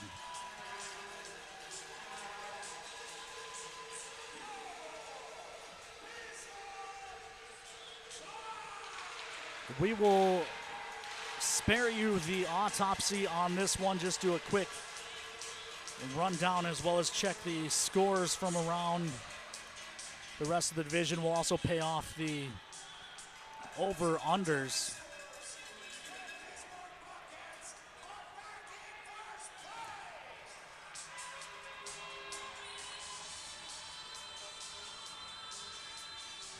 The over-unders, Tauros goals 3.5, that went over. Tauros goalie saves 29.5, that went under, and it went under not just because the Tauros gave up 9, but the Tauros only gave up 24 shots on goal. Total Toro power play opportunities, that went well over the 3.5. So we have 2 overs and an under. Our winner today is Sean Severson. You can pick up your prize Friday or Saturday night on the Pepsi Rink in Mesa Arena when the Toros host the Watertown Shamrocks, who picked up a 5-2 victory over the Aberdeen Wings this evening. Austin gets a 7-5 win over North Iowa. So a lot of big numbers put up in the division this evening here. The final was 9-4. Toros get goals from Ty James, Mackley Morelli, Ivan Sidorov, and Dane Ramirez. But it's not enough as they allow 9 on 24 shots. 6 on Brian Cook, 3 on Devin Russley. But for Olivia Tosto, Hunter Sportman, and Kobe Brault, I am Ken Oda. Hoping you enjoyed the broadcast in spite of the outcome. Our next chance to talk to you is Friday on the Pepsi Rink at Mesa Arena. Vets for Vets weekend. Black Friday, pack the Pepsi. Come and support a good cause in the crew at Vets for Vets. Until then, have a happy Thanksgiving, Toro fans. We'll talk to you on Black Friday.